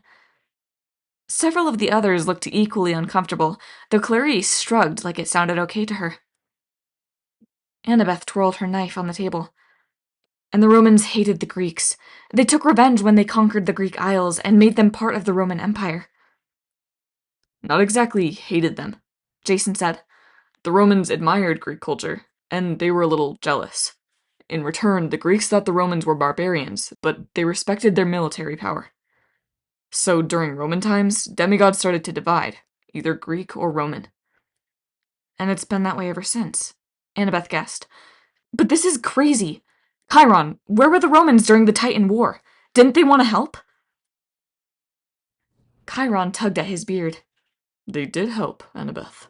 While you and Percy were leading the battle to save Manhattan, who do you think conquered Mount Othrys, the Titan's base in California? Hold on, Travis said.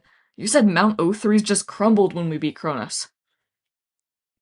No, Jason said. He remembered flashes of the battle, a giant in starry armor and a helm mounted with ram's horns. He remembered his army of demigods scaling Mount Tam, fighting through hordes of snake monsters. It didn't just fall. We destroyed their palace. I defeated Titan Kroios myself. Annabeth's eyes were as stormy as a ventus. Jason could almost see her thoughts moving, putting the pieces together. The Bay Area. We demigods were always told to stay away from it because Mount Othrys was there. But that wasn't the only reason, was it? The Roman camp. It's got to be somewhere near San Francisco. I bet it was put there to keep watch on the Titan's territory. Where is it? Chiron shifted in his wheelchair. I cannot say. Honestly, even I have never been trusted with that information. My counterpart, Lupa, is not exactly the sharing type. Jason's memory, too, has been burned away.